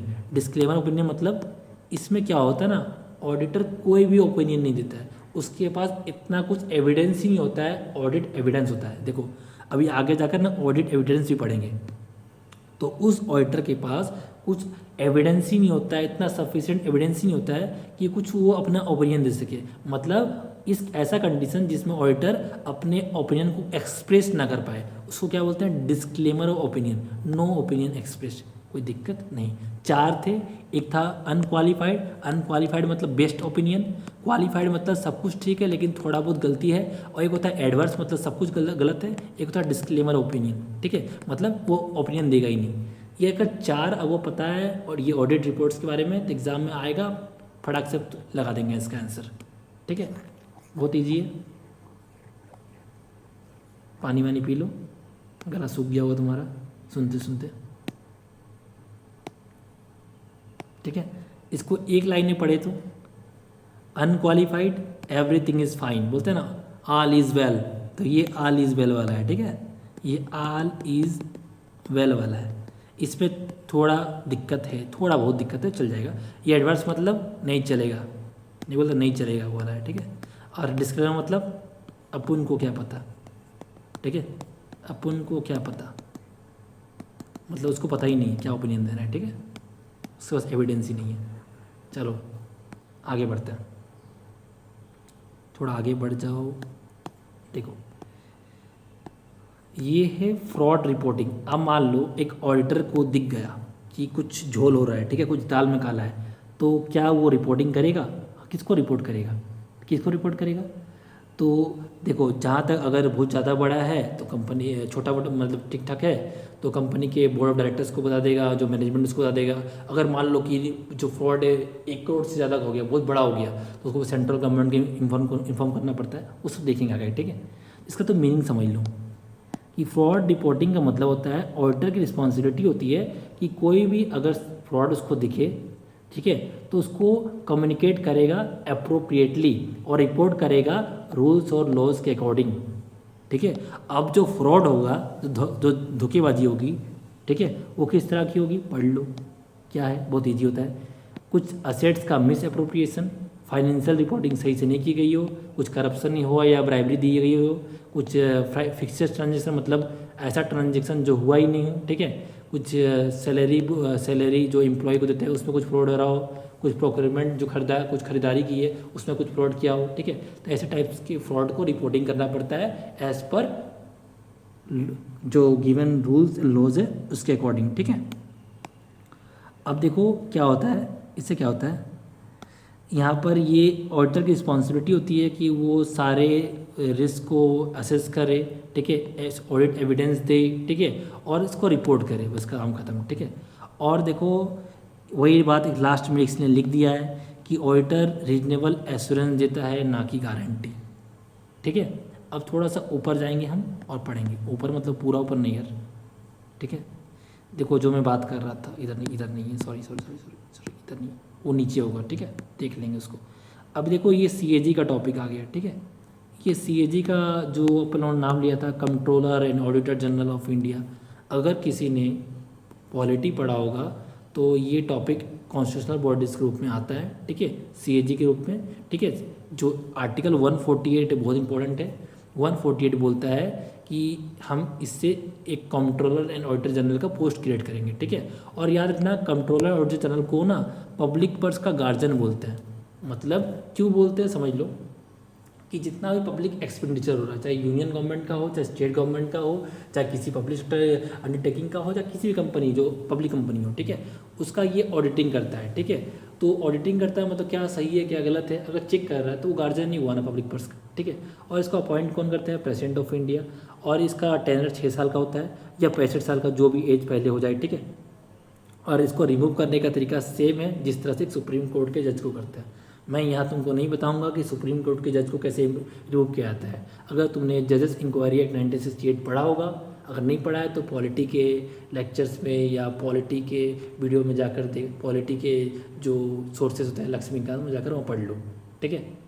जजेस इंक्वायरी एक्ट 1968 तुमको पता होगा कि वो क्या करते हैं, सबसे पहले एक प्रपोजल लेकर आते हैं, अगर लोकसभा में आ रहे तो 100 मेंबर, अगर राज्यसभा में आ रहे तो 50 मेंबर लेकर आते हैं, फिर वो स्पीकर को देते हैं, स्पीकर अगर पास करता है तो फिर वो आगे बात बढ़ता है, फिर एक कमेटी को सौंपी जाती है जो कि जिसमें ज्यूरिस्ट होते हैं, अगर वो कमेटी उसको गिल्टी पाते हैं तो फिर पार्लियामेंट में वोटिंग होती है, 2/3 ऑफ द प्रेसिडेंट वोटिंग, फिर प्रेसिडेंट उसको असेंट देता है, फिर उसको रिमूव होता है। देखो मैंने स्पीड क्यों बोला, क्योंकि मैं यहाँ तुमको ये नहीं बताऊँगा, ये पॉलिटी की बात है, तुमको पता होना चाहिए। बस अभी यहाँ फिलहाल याद रखो सुप्रीम कोर्ट के जज की तरह इसका रिमूवल प्रोसेस होता है। ये आर्टिकल 148 के तहत आता है, अब पब्लिक पर्स का ये गार्जियन होता है, ठीक है। और देखो ये 149 के तहत तुम देख लेना ड्यूटीज़ क्या क्या है, ठीक है। और देखो ये किस तरह का ऑडिट करता है CAG, देखो अगर फाइनेंशियल ट्रांजेक्शन्स का ऑडिट कर रहा है तो उसको फाइनेंशियल ऑडिट बोलेंगे। अगर वो इस बात का चेक कर रहा है कि जितने भी यूनियन गवर्नमेंट के, स्टेट गवर्नमेंट के, पब्लिक सेक्टर अंडरटेकिंग्स के तुम्हारे क्या बोलते हैं काम हुए, वो रूल्स के अकॉर्डिंग हुए कि नहीं हुए, उसके लिए कंप्लायंस ऑडिट चेक करेंगे। और एक लास्ट वाला जो मैंने बताया था जो बहुत इंपॉर्टेंट है, परफॉर्मेंस ऑडिट, जिसमें 3E चेक किया था। 3E कौन सा था, इकोनॉमी, इफिशिएंसी एंड इफेक्टिवनेस, ये 3 चीज़ चेक करता है, ठीक है। बाकी इसमें कुछ खास इंपॉर्टेंट है नहीं। बाकी तुमको अगर CAG विशेष रूप से पढ़ना हो तो प्लीज़ रेफर लक्ष्मीकांत, ठीक है। आगे बढ़ते हैं, ठीक है। देखो यहाँ भी CAG लिखा है, CAG क्यों इंपॉर्टेंट है, पढ़ लेना, वही बात है, ठीक है। अब देखो उसके कुछ रिवीजन फैक्ट्स है जो मैंने यहाँ पर डाल दिए अच्छे से, ठीक है, जो कि एग्ज़ाम के लिए बहुत ही इंपॉर्टेंट है। वॉचिंग के बारे में लिख दिया है, क्या है, बैकबोन ऑफ ऑडिटिंग है। इंटरनल कंट्रोल क्या होता है, जो रिस्क को रिड्यूस करता है बल्कि एलिमिनेट नहीं करता। एलिमिनेट कैसे कर सकता है यार, इंटरनल कंट्रोल जितना ही बढ़ा लो, अगर स्ट्रॉन्ग से स्ट्रॉन्ग इंटरनल कंट्रोल रहेगा तब भी इस बात की गारंटी नहीं है कि फ्रॉड होगा कि नहीं होगा, ठीक है। अब देखो अनक्वालिफाइड जो ओपिनियन था वो बेस्ट ओपिनियन होता है। एडवर्स में सब खराब, डिस्क्लेमर में हम नहीं बताएंगे, हमको पता ही नहीं क्या बोलना, वही, ठीक है, एविडेंस ही नहीं है तो कुछ ओपिनियन देता ही नहीं है। CAG आर्टिकल और परफॉर्मेंस ऑडिट में 3 ही चेक करते हैं, ये सब इंपॉर्टेंट बात है, ठीक है। चलो इतना हो गया, अगर इतना हो गया तो एक बार ना तो ऊपर से सिर्फ नज़र फिराओ, एक बार नज़र को फिराओ, ठीक है। एक मिनट जाना, हाँ सॉरी, देखो ये इंटरनल कंट्रोल तुमने पढ़ा, वॉचिंग पढ़ा, ठीक है। उसके बाद तुमने क्या पढ़ा, फिर ये तुमने ऑडिट रिपोर्ट्स पढ़े, unqualified, qualified, reverse, disclaimer, opinion देखा, ये सब, ठीक है। उसके बाद तुम जाओ, तुमने फ्रॉड रिपोर्टिंग पढ़ा, CAG के बारे में पढ़ा, बस काम ख़त्म। फिर आगे बढ़ते थोड़ा सा, ठीक है। अब देखो वही है इरर और फ्रॉड, देखो इरर और फ्रॉड के बीच डिफरेंस। अब देखो एरर मतलब क्या होता है, अब देखो तुम इमेजिन करो तुम्हारा कोई दुकान है, तुम्हारी दुकान में ऐसे तुमसे ऐसा हो सकता है कि तुमको लिखना चाहिए था 10,000 रुपये और तुमने गलती से लिख दिया 11,000 रुपये या 1,000 रुपये लिख दिया, ठीक है, गलती से। ये क्लैरिकल मिस्टेक्स होता है, ठीक है। तुमने तो जानबूझकर कोई गलती नहीं किया, तुम्हारा इंटेंशन तो कुछ फ्रॉड करने का नहीं था, ठीक है, इसको सुधार सकते हैं। लेकिन फ्रॉड में क्या होता है, फ्रॉड में तुम इंटेंशनली धोखाबाजी करने का ट्राई करते हो, तुम इन्फॉर्मेशन को गलत दिखाते हो जिससे तुम क्या कर सको, अपने अपने प्रॉफिट कमा सको। ये फ्रॉड कैसे होता है, ग्रिड की वजह से, लालच की वजह से आ रहा है। और एरर क्या आता है, ये क्लैरिकल मिस्टेक है, ह्यूमन मिस्टेक है, ठीक है। ठीक है, एक बात याद रखना। और इसमें तुमको लगे तो please invest your 1 minute and read the difference table, ठीक है। मैं वो जैसे दिखा देता हूँ, ठीक, थोड़ा सा रुक जाना। देखो इसमें कोई डिसीव करने का इंटेंशन नहीं होता, इसमें डिसीव मतलब धोखाधड़ी करने का इसमें होता है, फ्रॉड में होता है और एरर में नहीं होता है। और ये जो एरर होता है ये एक्सीडेंटल होता है। एक्सीडेंटल मतलब कि ये कभी भी गलती से हो जाता है, ये डेलिबरेटली किया जाता है, जानबूझकर किया जाता है, ठीक है। बाकी तुम पढ़ लेना, देखो, ठीक है, ये तुम्हारे पढ़ने के लिए छोड़ दिया मैंने, ठीक है। अब देखो एग्ज़ाम में जहाँ से क्वेश्चन आता है, डायरेक्ट क्वेश्चन बनता है कि फ्रॉड रिपोर्टिंग है ना, ये कहाँ गिवन है, ठीक है, कहाँ गिवन है। तो ये तुम्हारा स्टैंडर्ड्स ऑफ अकाउंटिंग, ऐसे मतलब standards of auditing, standards of auditing 240 में क्या गिवन है। देखो ये अपन लोग कुछ कुछ पढ़ेंगे, देखो एक ऐसे 500 पढ़ेंगे, ऐसे 300 पढ़ेंगे, ऐसे 200 पढ़ेंगे, ऐसे 240 पढ़ेंगे। ये 4 है जो तुमको याद रखने चाहिए, होना ही चाहिए, ठीक है। तो ऐसे 240 किससे रिलेटेड है, स्टैंडर्ड ऑफ ऑडिटिंग किससे रिलेटेड है, तो फ्रॉड रिपोर्टिंग से लिखा है। ये कहाँ मेंशन है, कंपनीज एक्ट 2013, ठीक है, देखो यहाँ लिखा हुआ है, ठीक है, लिखा हुआ है। और फ्रॉड रिपोर्टिंग मतलब तुमने क्या किया, तुम कुछ ऑडिटिंग कर रहे थे, तुमने मालूम पड़ गया कि कुछ यहाँ पर जानबूझ के गलती की गई है, उसको रिपोर्ट करना होता है, ठीक है। अब देखो यहाँ पर मैंने एक वर्ड बताया था, देखो ये चीज़ देखो, सॉरी, ये चीज़ तुम पढ़ लेना, ये बहुत ईजी है, ठीक है। आगे का चीज़ देखो, मटेरियल फ्रॉड क्या होता है। मटेरियल फ्रॉड मतलब कुछ भयानक कुछ किया, मतलब कुछ ज़्यादा पैसे का कुछ गोलमाल किया है, ठीक है। यहाँ पर देखो, एक मिनट, हाँ, मटेरियल फ्रॉड का मतलब क्या है कि ऐसा फ्रॉड जिसमें अमाउंट जो है बहुत ज़्यादा बड़ा है, ठीक है, और अभी के गाइडलाइन के हिसाब से 1 करोड़ रुपये का, ठीक है। अगर 1 करोड़ का थ्रेशोल्ड पार कर जाता है, दैट इज तुम्हारा क्या है, मटेरियल फ्रॉड। अब बता दो 1 करोड़ से ऊपर का अगर फ्रॉड हुआ है, कुछ फ्रॉड हुआ है, तो उसको मैंडेटरी है कि सेंट्रल गवर्नमेंट को करना पड़ेगा रिपोर्ट, ठीक है, मैंडेटरी है, ठीक है, मैंडेटरी है। अब ऐसा दिमाग में आ रहा है कौन कंपनी करेगी, पब्लिक, प्राइवेट या और भी कुछ, तो जितने भी कम टाइप के कंपनीज होते हैं सारे मैंडेटरी रिपोर्ट करेंगे 1 करोड़ से ऊपर के फ्रॉड को, ठीक है। अब क्यों करेंगे, तुम्हारे दिमाग में जा रहा है ना, अरे यार कोई भी कंपनी में शेयर होल्डर्स होते हैं, और शेयर होल्डर्स मतलब पब्लिक के इंटरेस्ट को प्रिजर्व करने के लिए 1 करोड़ से ऊपर की जितना भी होगा बड़ा मटेरियल फ्रॉड हो रहा है, उसको सेंट्रल गवर्नमेंट पता होना चाहिए, सेंट्रल गवर्नमेंट को, इसलिए मैंडेटरी करते हैं। अगर 1 करोड़ से कम का है, ठीक है, तो क्या होगा, इसको मैनेजमेंट को करना पड़ेगा, कंपनी के मैनेजमेंट को करो या BOD को करो या ऑडिट करो। और इसमें मैंडेटरी नहीं है कि तुमको सेंट्रल गवर्नमेंट करना पड़ेगा, अगर लग रहा देन रिपोर्ट, अगर नहीं लग रहा मत करो, ठीक है। ये पूछा गया है क्वेश्चन 1 करोड़ का, 1 करोड़ से ऊपर है तो सेंट्रल गवर्नमेंट करो, और 1 करोड़ से नीचे का तो वो तुम्हारा क्या बोलते हैं, मैनेजमेंट करो, BOD करो या ऑडिट कमेटी करो। इसमें मैंडेटरी नहीं है कि सेंट्रल गवर्नमेंट करना ही पड़ेगा, ठीक है। आगे बढ़ते हैं, ठीक है, सबसे इंपॉर्टेंट पॉइंट था अभी तक का, ये पूछ लेते थ्रेशोल्ड के बारे में, इसका मटेरियल फ्रॉड, ठीक है, मटेरियल फ्रॉड, ठीक है। अब देखो रिस्पॉन्सिबिलिटी, अब क्या बोल रहे हैं, अब देखो सेंट्रल गवर्नमेंट क्या करती है ना, सेंट्रल गवर्नमेंट क्या करती है, अगर ये रिपोर्टिंग हो गई तो सेंट्रल गवर्नमेंट क्या करेगी, सीरियस फ्रॉड इन्वेस्टिगेटिंग ऑफिस के थ्रू ये भेज देगी, जो कि मिनिस्ट्री ऑफ कॉर्पोरेट अफेयर्स में आता है, उसको ये बोल देगी देखो ऐसा हो रहा है, तुम चेक करो अपना काम, ठीक है। और मान लो किसी PSU में हो गया गोल्ड फ्रॉड हो गया, बैंक में हो गया, इंश्योरेंस कंपनी में हो गया, तो उसके रिस्पेक्टिव हेड्स लाइक तुम्हारा बैंक्स के लिए RBI, फिर इंश्योरेंस के लिए IDAI, ये सबको कर दिया जाता है कि तुम लोग देखो, ठीक है, तुम्हारे पास तुमको देखने का हो गया। अगर कोई प्राइवेट कंपनी है, पब्लिक कंपनी है, देन रिपोर्ट सेंट्रल गवर्नमेंट, अगर कोई बैंक है तो RBI, अगर इंश्योरेंस है IDAI, ठीक है, ऐसा तुमको करना पड़ता है, ठीक है। चलो आगे बढ़ते हैं। अब देखो थोड़ा सा इसके बारे में जान लो, अगर पूछ दिया जाए तो, पूछता भी है, देखो ये 1 करोड़ से ऊपर वाले की बात की जा रही है कि अगर इसको देखो कुछ जो रिपोर्टिंग करेगा, जो ऑडिटर इस फ्रॉड को रिपोर्टिंग करेगा, ठीक है, सेंट्रल गवर्नमेंट को, तो उसको किस फॉर्मेट में, किस तरीके से सेंट्रल गवर्नमेंट को भेजना पड़ेगा। तो याद रखना फॉर्म होता है, उसका नाम है ADT 4। कितना होता है? 4, ADT 4 के हिसाब में भेजा जाता है। और कब रिपोर्ट करना पड़ता है? मान लो आज ऑडिटर को मालूम पड़ गया कि यहाँ पर 1 करोड़ से ऊपर का फ्रॉड हुआ है, तो इस ऑडिटर को 60 दिनों के भीतर ठीक है, मैंने 60 दिनों के भीतर उसको रिपोर्ट करना पड़ेगा, ठीक है। और कहाँ करता है? तो मिनिस्ट्री ऑफ कॉर्पोरेट अफेयर्स के पोर्टल में करता है। पोर्ट्स का पोर्टल है, ठीक है, पोर्टल होता है, ठीक है। और उसमें डॉक्यूमेंट इन्फॉर्मेशन को अटैच कर देता है, ठीक है। और जैसा कि मैंने बताया था कि सेंट्रल गवर्नमेंट को जब भी ये मालूम पड़ता है कि 1 करोड़ से ऊपर का घपला हुआ है, तो एक सीरियस फ्रॉड इन्वेस्टिगेटिंग ऑफिस को ये बात सौंप देता है। वही यहाँ पर बात लिखा हुआ, देखो SFIO लिखा हुआ है। SFIO serious fraud investigating office को सौंप देता है। और SFIO किसके भीतर आता था? मिनिस्ट्री ऑफ कॉर्पोरेट अफेयर्स के, ठीक है। इतना याद रखना, ठीक है। और ये जो ADT 4 है, जिस फॉर्मेट में भेजेगा, जो ऑडिटर है, ये ऑडिटर था, ये ADT 4 के फॉर्मेट में लिखकर 60 दिनों के भीतर सेंट्रल गवर्नमेंट को भेजेगा, ठीक है। तो क्या क्या लिख के भेजेगा? देखो पहले लिखेगा कि कंपनी का नाम क्या है, कंपनी का एड्रेस क्या है, कैसा फ्रॉड हुआ है, नेचर ऑफ फ्रॉड कैसा है, कितना अमाउंट इन्वॉल्व है, 1 करोड़ से ऊपर का, मतलब ऐसा तो 5 करोड़ सकता है, 3 करोड़ सकता है, वो देखेगा। फिर कब हुआ है, ठीक है, कौन कौन इन्वॉल्व है, फिर इस जो ऑडिटर है इसने क्या क्या एक्शन लिया है, ठीक है, क्या कंप्लेंट पुलिस के पास फाइल की गई है, ठीक है। और जो रिलेवेंट इन्फॉर्मेशन होंगे इसको किस चीज़ में लिख कर भेजेगा? ADT 4 में। कितने दिनों के भीतर? 60 दिनों के भीतर में।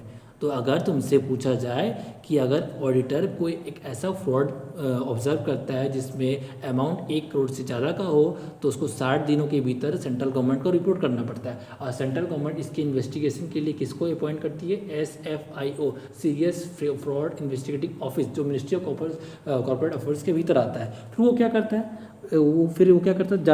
जांच करता है, ठीक है। और जो ADT 4 है फॉर्मेट, उसमें क्या क्या लिखा होना चाहिए? कंपनी का नाम लिख दो, कैसा फ्रॉड हुआ है, कितना अमाउंट इन्वॉल्व है, कब हुआ है, कौन पर्सन इन्वॉल्व है, ऑडिटर ने क्या क्या एक्शन लिया, कंप्लेंट को पुलिस के पास फाइल किया कि नहीं किया गया, और क्या इन्फॉर्मेशन से सारे लिख के देने होते हैं।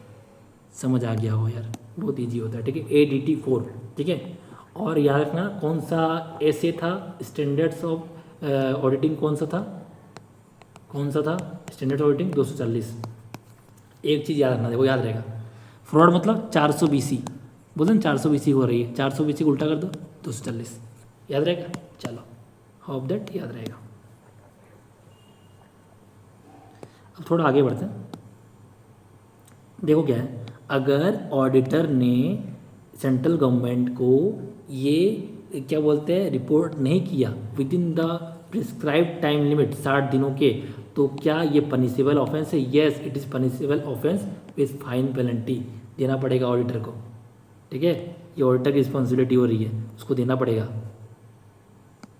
ठीक है। आगे बढ़ते हैं थोड़ा सा। अब देखो यहाँ थोड़ा दिखाता हूँ। और कुछ है क्या?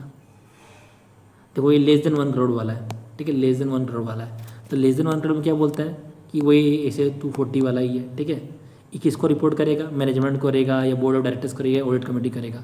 कोई ज़रूरी नहीं है कि सेंट्रल गवर्नमेंट करना ही पड़ेगा, ठीक है। इसमें क्या बोलते हैं, फिर तुम्हारे जो मैनेजमेंट एक्शन ले रहा है उसके बारे में कौन देखे? मान लो ये रिपोर्टिंग हो गई BOD के पास में या ऑडिट कमेटी के पास में, तो ऑडिटर फिर ये ऑब्जर्व करेगा कि जो रिपोर्टिंग होने के बाद मैनेजमेंट ने क्या एक्शन लिया। इसको ऑब्जर्व करना भी या मॉनिटर करना भी काम किसका है? ऑडिटर का रिस्पॉन्सिबिलिटी है, ठीक है। और ये जो फ्रॉड है इसको कहाँ लिखा जाएगा? तो ऑडिटर्स के वर्किंग पेपर्स में, अभी पढ़ेंगे आगे वर्किंग पेपर्स, ठीक है, वर्किंग पेपर्स में। अभी ये मैं बाद में पूछूंगा कि वर्किंग पेपर्स किसका असेट है, क्या ऑडिटर का असेट है या क्लाइंट का असेट है? तो वहाँ ऑडिटर के असेट होता है, ठीक है। आगे बढ़ते हैं, ठीक है। सेम वही बात लिखना पड़ेगा कि जो ADT 4 रहेगा, सॉरी ADT 4 नहीं, जो इसमें फॉर्मेट रहेगा, जो रिपोर्टिंग करेगा फ्रॉड का, वो किस उसमें क्या क्या लिखा होना चाहिए? नेचर ऑफ फ्रॉड, 1 करोड़ से कम का कितना अमाउंट है, कौन से पर्सन इन्वॉल्व है, क्या इसके इम्प्लीकेशन है, क्या मैनेजमेंट ने क्या एक्शन लिया, और जो भी इंपॉर्टेंट बात हो उसको लिखना पड़ेगा, ठीक है। आगे बढ़ते हैं, आगे बढ़ें। देखो यहाँ पर कुछ इंपॉर्टेंट पॉइंट्स लिखे हुए, उसको मैं बताता हूँ। ये तुमको करना है रीड, ऑडिटर की रिस्पॉन्सिबिलिटीज़, ठीक है। कुछ नहीं है, जितना मैंने बताया सब कुछ वही है, ठीक है, सब कुछ वही है, ठीक है। की पॉइंट्स में तुमको याद रखना पड़ेगा कि फ्रॉड इंटेंशनल होता है, मैंने फ्रॉड इंटेंशनली किया जाता है, और एरर एक्सीडेंटल है, ठीक है। और याद रखना रिपोर्टिंग 1 करोड़ से ऊपर का है सेंट्रल गवर्नमेंट करना पड़ेगा, 1 करोड़ से कम का है तो बीओडी को करो, बोर्ड ऑडिट करो, या ऑडिट कमेटी करो, या तुम क्या बोलते हो, तुम जहाँ भी करना करो, ठीक है। और जरूर याद रखना 1 करोड़ से ऊपर में तो 60 दिन को विदर करना ही पड़ता है। ये सब बोल दिया मैंने यार, पढ़ लेना, ठीक है। मतलब एक देख सकते हो कि ऑडिटर ने फ्रॉड डिटेक्ट भी किया, ठीक है, डिटेक्ट भी किया और रिपोर्ट भी किया। तो तुमसे अगर एग्जाम में पूछ दिया जाए auditor performs which duties, option A detect, option report, ठीक है, बोथ नीदर, तो बोलना बोथ यार, दोनों करता है, फ्रॉड का डिटेक्शन भी करता है और रिपोर्टिंग भी करता है, ठीक है। तुमको याद हो गया होगा, ठीक है, मुझे लगता है बार बार बोलने की नीड भी नहीं है, ठीक है। ये आगे बढ़ते हैं, देख लो फॉर्म एडिटिव वही लिखा हुआ है, ठीक है, सब वही लिखा हुआ है यार, कुछ नया नहीं है। ऐसे 240 याद रखना, फ्रॉड के लिए 420 ही था, उल्टा कर दिए 240 कर दिए, कोई दिक्कत है नहीं, कॉन्फिडेंस आ रहा होगा मुझे पता है, ठीक है। अब थोड़ा आगे बढ़ेंगे, ठीक है। और देखो यहाँ पर एक लाइन लिखा हुआ है, डिटेक्ट अर्ली, रिपोर्ट राइटली और प्रोटेक्ट इंटीग्रिटी। पहले कोई फ्रॉड हो रहा है उसको अर्ली डिटेक्ट कर लो, फिर इसको रिपोर्टिंग भी कर दो और अपने इंटीग्रिटी को बचा लो, ठीक है। आगे बढ़ते हैं, आगे बढ़ते हैं, ठीक है, ठीक है। ऑडिटिंग वर्किंग पेपर्स पढ़ना पड़ेगा, ठीक है। तो ऑडिटिंग वर्किंग पेपर्स क्या अपन लोगों ने ये पढ़ा था, बताना मुझे, नाम सुना था वर्किंग पेपर्स? हाँ, ये किसका असेट है, पहले मैं पूछूंगा किसका असेट है, तो बोलना ये ऑडिटर का असेट है, किसी का असेट नहीं। मतलब वर्किंग पेपर्स मतलब, जैसे मैं पहले डेफिनेशन पढ़ूँ आराम से, कोई हड़बड़ी नहीं है, ठीक है। कि auditing working papers are the records से, डॉक्यूमेंट से और अदर एविडेंस से जो कि ऑडिटर प्रिपेयर करता है या लेता है ऑडिटिंग के दौरान, ठीक है। और ये जो ऑडिटर लास्ट में रिपोर्ट सबमिट नहीं करता है कि ये तुम्हारा क्या बोलते हैं अनक्वालिफाइड है, ये क्वालिफाइड है, ये एडवर्स है, तो किन बेसिस पे करता है, इन्हीं वर्किंग पेपर्स के अकॉर्डिंग ये वर्किंग पेपर लिखते जाता है, ठीक है, लिखते जाता है, ठीक है। और ये एक तरह देखो ये इसका इम्पोर्टेंस क्या है, इमेजिन करो कि हमको ऑडिटर ने XYZ एक ओपिनियन दे दिया कंपनी के बारे में, तो हम तो पूछेंगे कि किस बेसिस पर आपने ये ओपिनियन ड्रॉ किया, सर बताइए। तो अपना वर्किंग पेपर्स निकालेगा, बोलेगा देखो ये है मेरा बेसिस, ठीक है। और देखो ये ना हमको ये अगर ऑडिटिंग हो गया तो ऑडिटिंग तुमको क्या लगता है कि ऑडिटिंग हो जाने के बाद काम खत्म? नहीं, इसका ऑडिटिंग का रिव्यू भी होता है। अगर ऑडिटिंग को रिव्यू करना है, फिर से देखना है, तो तुमको यही वर्किंग पेपर्स निकाल के देखना पड़ेगा, ठीक है। और एक बात याद रखना कि इसके बाद अगर फ्यूचर में तुम्हारे जूनियर को या तुम्हारे ऑडिट स्टाफ को बस ट्रेनिंग देना है तो इसी का यूज़ कर सकते हो तुम, ठीक है, इसी का यूज़ कर सकते हो। और इमेजिन करो कि कोई फ्रॉड हो गया था, ठीक है, तुमने रिपोर्ट कर दिया, अब तुम्हारे ऊपर ही लीगल केस चल गया, तो तुमको तो बचना पड़ेगा, एज ए ऑडिटर तुमको तो बचना पड़ेगा। तब तुम क्या शो करोगे? तब तुम इसी वर्किंग पेपर का शो करोगे। तो ये लीगल प्रोसीडिंग्स के टाइम पर तुमको प्रोटेक्ट करने के काम आएगा ऑडिटिंग वर्किंग पेपर्स, ठीक है। अब देखो इसमें आते हैं क्या क्या तुमको पढ़ना पड़ेगा, चलो पढ़ते हैं, थोड़ा सा आराम से नीचे जाओ। देखो ये नेचर हिसाब से देखो ये रूटीन पेपर्स होते हैं, मतलब इसमें कब हम ऑडिट करेंगे, शेड्यूल क्या रहेगा, चेकलिस्ट क्या है, रूटीन पेपर्स। मतलब बोलते हैं जैसे अपन लोग कुछ करते हैं, ये हमारा टू डू लिस्ट है, तो आज हमारा ये 2 बजे से हमको पॉलिटी पढ़ना है, 3 बजे से ये करना वो करना, शेड्यूल बना लिया, चेकलिस्ट बना लिया कि ये टॉपिक पढ़ने हैं अपने को, ठीक है। तो ये जो लिख रहा है रूटीन पेपर्स, ये भी तुम्हारा किसका पार्ट है? वर्किंग पेपर्स का। नॉन रूटीन पेपर्स पे आता है, लाइक कुछ तुम ऑडिटिंग कर रहे थे, उस टाइम पर तुमको कुछ ओपिनियन मिल गया, लीगल ओपिनियन, कोई इन्वेस्टमेंट का वैल्यूएशन पता चल गया, तुमने लिख दिया, ठीक है। अब परमानेंट पेपर्स होते हैं कुछ, मतलब लाइक कंपनी तो बहुत सारे कंपनी के साथ कॉन्ट्रैक्ट भी करती है, इंडिविजुअल से कॉन्ट्रैक्ट करती है, तुम्हारे फिर क्या बोलते हैं MOA होता है, AOA होता है, ठीक है, अपने अकाउंटिंग पॉलिसीज़ होते हैं, उसको भी लिखते जाते हैं, ठीक है। और करेंट पेपर्स होते हैं, मतलब उस करंट ईयर का ऑडिट, ठीक है, या भाउचिंग हो के, देखो भाउचिंग मतलब पढ़ा था अपन लोगों ने कि voucher, cash received, salary received, payroll जो भी थे वो कन्फर्मेशन के लिए यूज़ करता है। मतलब वर्किंग पेपर्स मतलब अगर ऑडिटर, इमेजिन करो, मैं इसको एग्जांपल देख समझाता हूँ तुमको। ये ऑडिटर आया, इसको ऑडिटिंग करना है, तो इसको तो अब ऑडिट लास्ट सब सिर्फ ऑब्जर्व करेगा, ये सब चेक करेगा, अब कहीं लिखेगा ही नहीं कि मैं क्या कर रहा हूँ, तो लास्ट में कंक्लूजन ड्रॉ करने में तो दिक्कत आएगा। तो जिन जिन चीज़ों का ये यूज़ कर रहा है, जिन चीज़ों को ये ऑब्जर्व कर रहा है, जहाँ से ओपिनियन मिल रहा है, मान लो कि कंपनी में ऑडिट करने गया था, तो इसके मैनेजर से जो बातचीत हुई लिख दिया, ठीक है, जो वेरिफिकेशन है वो लिख दिया, तो लिखते गया, तो लिखते लिखते जो एक कंक्लूजन ड्रॉ होगा, लास्ट में रिपोर्ट बनेगा। तो वर्किंग पेपर ना बहुत इंपॉर्टेंट होता है, बहुत ज़्यादा इंपॉर्टेंट होता है, ठीक है। अब देखो कंटेंट क्या क्या लिखते हैं, वर्किंग पेपर्स में क्या क्या लिखते हैं, बहुत काम का चीज़ है कि कंटेंट क्या क्या होता है। देखो यहाँ पर पढ़ो कि ऑडिट प्रोग्राम किस हिसाब से चलने वाला है, क्या प्लान रहने वाला है, रिकॉर्ड्स का एनालिसिस करना, स्टडी करना, ठीक है। फिर मैनेजमेंट ने जो कंपनी में कंपनी में ऑडिट करने गया वहाँ से क्या इन्फॉर्मेशन मिला, ठीक है, वाउचिंग, वेरिफिकेशन, कंफर्मेशन, ठीक है, कुछ फाइंडिंग्स मिला, कुछ लोगों से बातचीत मालूम पड़ा, कुछ क्या बोलते हैं एंट्रीज को रिक्लासीफाई कर देखा, कुछ नोट्स ड्रॉ किए, कुछ डिस्कशन किया कंपनी के साथ में, कुछ मान लो कि ऐसा था कि कुछ ऐसा कुछ ट्रांजेक्शन था जो ऑडिटर को समझ नहीं आ रहा है, तो ऑडिटर ने कंपनी के मैनेजमेंट को बोला कि इसके बारे में मुझे समझाओ क्या हो रहा है, तो वो कंपनी रिप्रेजेंटेशन देगा, तो इस रिप्रेजेंटेशन को भी ड्रॉ करेगा अपने वर्किंग पेपर में लिख देगा, ठीक है। और जो रिलेवेंट डॉक्यूमेंट से ऑडिटिंग के दौरान मिले वो सारे से कंटेंट होंगे। मतलब समझ लो, इमेजिन करो कि तुम यूपीएससी की तैयारी कर रहे थे, ईपीपीओ की तैयारी कर रहे थे, तो तुमको मालूम पड़ा कि हाँ XYZ कोचिंग ने अकाउंटिंग अच्छा पढ़ाया, तुमने एक नोट्स में लिख दिया कि इसको मैं आगे जाकर करूँगा। फिर तुमने ये क्या बोलते हैं ये लिख दिया कि मैं अगस्त लास्ट तक मुझे इंडस्ट्रियल लॉज के सारे लेक्चर्स निपटाने हैं, ठीक है, सारा लिखते गए। फिर लास्ट में कंक्लूजन ड्रॉ किया है, मुझे 2 महीने का समय लगेगा करने में। वही बात है कि तुम सारे पहले चीज़ों लिख लो, लास्ट में कंक्लूजन ड्रॉ करो, ठीक है, वर्किंग पेपर्स, ठीक है। जस्ट तुमको रीड करना है यार, और कुछ नहीं है, रीड, ठीक है। अब देखो एक अच्छे वर्किंग पेपर का क्या कैरेक्टरिस्टिक होता है, क्या गुण होते हैं, ठीक है। वो कंप्लीट होता है और क्लियर होता है, साफ साफ स्पष्ट, कोई वेगनेस नहीं रहेगा, सब कुछ क्लियर कट टू क्लियर रहेगा, ठीक है। और टाइम में एक टाइम फिक्स टाइम ड्यूरेशन में बन जाएगा, ठीक है, एक्यूरेट रहेगा, रिलेवेंट रहेगा, ठीक है। और उसको क्या बोलते हैं प्रॉपरली इंडेक्स्ड रहेगा। ऐसा नहीं रहेगा कि मान लो यहाँ पर लिखा हुआ है, यहाँ पर कुछ इन्वेंट्रीज के बारे में, गुड्स के बारे में लिखा हुआ है, यहाँ पर लिखा हुआ है कि एक एम्प्लॉय के बारे में लिखा हुआ है, सब कुछ इंडेक्सेस में, जैसे बुक्स में रहता है ना कि ये चैप्टर इस पेज में मिलेगा, ये चैप्टर इस पेज में मिलेगा, उस तरह इंडेक्स बना दिए जाएंगे। एकदम स्पष्ट क्लियर रहना चाहिए कंटेंट तुम्हारा, एक्यूरेट रहना चाहिए, प्रॉपरली इंडेक्स्ड होना चाहिए, और टाइम ड्यूरेशन में बनना चाहिए, एक फिक्स टाइम ड्यूरेशन में, और रिव्यू किया जाना चाहिए, और अप्रूव भी होना चाहिए, और इसको स्टोर भी करना है। स्टोर क्यों करना है?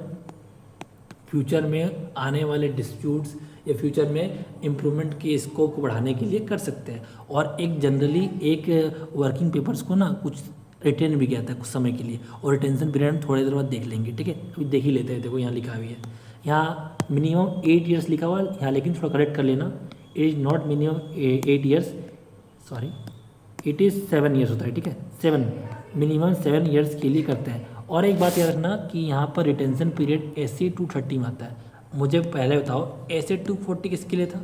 तो फ्रॉड के लिए था।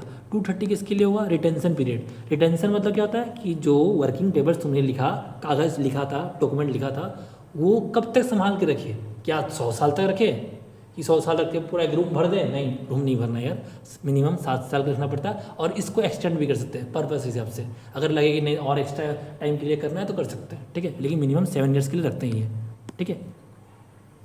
और इसका ऐसे कितना है? 230, ठीक है, 230, ठीक है।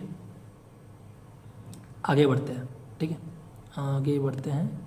अब देखो क्या होता है, सबसे इम्पोर्टेंट पॉइंट जो बता रहा था मैं कि ये जो वर्किंग पेपर होता है, ये संपत्ति किसकी होती है, किसका एसेट है? ऑडिटर का या ऑडिट फर्म का, ठीक है। एक इंडिविजुअल ऑडिटर भी हो सकता है या बहुत सारे ऑडिटर्स का फर्म भी हो सकता है, ठीक है, उसका ये असेट है, ठीक है। ये किसका प्रॉपर्टी नहीं है? क्लाइंट नहीं है, सॉरी प्रॉपर्टी नहीं है, क्लाइंट का। जो मान लो कंपनी ने ऑडिटिंग के लिए बुलाया था, तो जो वर्किंग पेपर ऑडिटर ने लिखा, तो ये वर्किंग पेपर क्या इस कंपनी का है या ऑडिटर का असेट है? तो असेट है ऑडिटर का, ठीक है। असेट किसका? ऑडिटर का, ना कि क्लाइंट का। ये UPSC EPFO का फेवरेट क्वेश्चन है, ठीक है, याद रखना। क्लाइंट का प्रॉपर्टी नहीं है, it is property of auditor. आगे बढ़े, चलो आगे बढ़ते हैं, ठीक है।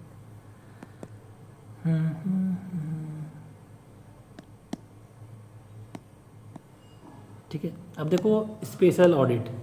देखो स्पेशल है तो कुछ स्पेशल कामों के लिए आएगा, नाम से पता चल रहा है। तो मतलब ये कोई नॉर्मल ऑडिट नहीं है जो हर साल के लास्ट में होती है। ये ऐसा ऑडिट है जिसको कंपनी ने अपने खुद से, मतलब कंपनी ने रिक्वेस्ट करके बोला हो, या गवर्नमेंट ने ऐसा बोला हो कि इस कंपनी का ऑडिटिंग करो, कुछ फ्रॉड चल रहा है इसमें, या कुछ कोर्ट का ऑर्डर आ गया हो कि ऑडिट करना पड़ेगा ड्यूरिंग द ईयर, ठीक है। कभी बीच मझधार में साल के बोल दिया कि ईयर के बीच मझधार में कोर्ट का ऑर्डर आ गया कि कंपनी का ऑडिट करो, तो उसको स्पेशल ऑडिट बोलेंगे, ठीक है। स्पेशल केस है तो स्पेशल ऑडिट बोलेंगे। चलो उसका डेफिनेशन पढ़ लो यार। Special audit is audit conducted at the request of members, ठीक है, shareholders, creditors, other stakeholders to a certain specific facts. सब चीज़ का याद नहीं करना है, कोई स्पेसिफिक फैक्ट्स को करने के लिए ये करते हैं स्पेशल ऑडिट, ठीक है। और फीचर देखो क्या है, सबसे पहला फीचर है कोई ये रूटीन ऑडिट नहीं है। रूटीन मतलब जो साल के लास्ट में कर रहे होते हैं, ठीक है। ये इसको स्पेसिफिक पर्पज़ के लिए किया आता है, ठीक है। फिर उसका क्या लिखा हुआ है, ये देखो कोर्ट का ऑर्डर लिखा हुआ है, यहाँ पर देखो कोर्ट का ऑर्डर हो जाए या इंटरेस्टेड पर्सन बोल दिया गवर्नमेंट का ऑर्डर हो जाए तो वो तो करता है, ठीक है। और इसका लिमिटेशन कुछ स्पेसिफिक चीज़ों को पता करने के लिए किया जाता है, ठीक है, ठीक है, स्पेसिफिक चीज़ों के लिए। और ये मैंडेटरी नहीं है अंडर कंपनीज एक्ट, ठीक है, याद रखना, ठीक है। कंपनी एक्ट 2013 मैंडेटरी नहीं है, लेकिन अगर कोर्ट बोल दे या गवर्नमेंट बोल दे तो तुमको करना ही पड़ेगा, दैट इज स्पेशल ऑडिट, ठीक है। अनटिल अनलेस जब तक गवर्नमेंट या कोर्ट का ऑर्डर ना आ जाता इट इज नॉट मैंडेटरी, ठीक है। अगर लगे कि करना चाहिए तो देन कर, ये वॉलंटरी हो जाएगा, ठीक है। बस याद रखना कोर्ट और गवर्नमेंट के ऑर्डर के अगर आए तो करना ही पड़ेगा यार, नहीं तो फिर कंटेम्प्ट टू कोर्ट हो जाएगा फिर, ठीक है। अब देखो यहाँ पर ऑब्जेक्टिव्स देख लो क्या है, फ्रॉड और इरेगुलरिटीज़ को डिटेक्ट करना होता है, कुछ स्पेसिफिक ट्रांजैक्शन या इवेंट को इन्वेस्टिगेट करना होता है, ठीक है, अकाउंट की ट्रूथफुलनेस को चेक करना होता है, अब स्टेक होल्डर्स के इंटरेस्ट को बचाना होता है, ठीक है। नाम से पता चल रहा है एकदम ईजी है, ठीक है। आगे बढ़ते हैं, रीजंस क्या है वही ये देख लो। सस्पिशन ऑफ कुछ फ्रॉड का, मान लो ऐसा लग रहा है कि कुछ फ्रॉड हो रहा है, चलो चेक कर लो। कुछ फंड्स का मिस एप्रोप्रिएशन हो रहा है, चेक कर लो, ठीक है। डिस्प्यूट्स हो रहा है शेयर होल्डर्स के बीच में, चेक करा लो ऑडिट। कोर्ट ऑर्डर आ गया, गवर्नमेंट का डायरेक्शन आ गया, रेगुलेटरी बॉडी का आ गया डायरेक्शन, तो करना पड़ेगा, ठीक है। फिर देखो वही बात को 4-5 बार रिपीट किया गया, हम नहीं पढ़ने वाले कि कौन कौन रिक्वेस्ट कर सकता है, member, share holder, creditor, central government, state government, court of law, regulatory authorities, ठीक है। और एक बात याद रखना, थोड़ा आगे बढ़ते हैं, ठीक है, थोड़ा आगे बढ़ो। और रिपोर्टिंग, ठीक है, वही बात है यार, ठीक है, वही सेम वही, ठीक है। चलो पढ़ लेना बाकी, एक बार तुम रीड तो लगाओगे, मैं तो पीडीएफ दे दूंगा, ठीक है, रीड तुमको लगाना पड़ेगा, ठीक है। अब थोड़ा आगे बढ़ते हैं कि जो ऑडिटर साहब आ रहे हैं ना, जो ऑडिटर आ रहे हैं, ये इसको अपॉइंटमेंट कौन करता है यार, ठीक है। तो देखो ये अपॉइंटमेंट होता है कंपनी 013 के भीतर में, ठीक है। और एक कंपनीज ऑडिट इन ऑडिटर रूल्स 14 है, ठीक है, उसके तहत इनको अपॉइंट किया जाता है। कंपनीज एक्ट का नाम तो सुना ही होगा। अब देखो कंपनीज का ऑडिट और ऑडिटर करेंगे तो रूल 14, 13-14, तो 13-14 इसके हिसाब से अपॉइंटमेंट होता है। कौन अपॉइंट करता है, तो अपॉइंट होते हैं, देखो हर कंपनी का एनुअल जनरल मीटिंग होता है, साल में एक बार मीटिंग होता है, जनरल मीटिंग होता है, उसमें सारे मेंबर्स मिलकर ऑडिटर को अपॉइंट करते हैं। अब देखो फर्स्ट ऑडिटर का मतलब क्या है, फर्स्ट ऑडिटर थी ना, फर्स्ट ऑडिटर, मान लो कंपनी अभी सेटअप हुई है, ठीक है, कंपनी का इनकॉर्पोरेशन हुआ है, कंपनी बनी है, तो उस टाइम पर तो कोई फर्स्ट ऑडिटर रहेगा, तो उसको अपॉइंट करेंगे, बोर्ड ऑफ डायरेक्टर्स करेंगे, कंपनी के बोर्ड ऑफ डायरेक्टर्स कितने दिनों के भीतर करेंगे, 30 दिनों के भीतर करेंगे, ठीक है।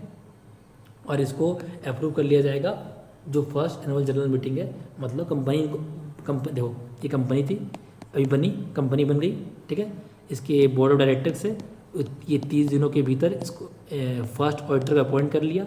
और इसको अप्रूव कब करेंगे, जब कंपनी का फर्स्ट एनुअल जनरल मीटिंग हो, इसको अप्रूव कर वैलिडेट कर देंगे, हाँ तुम अपॉइंट हो गए हो, ठीक है।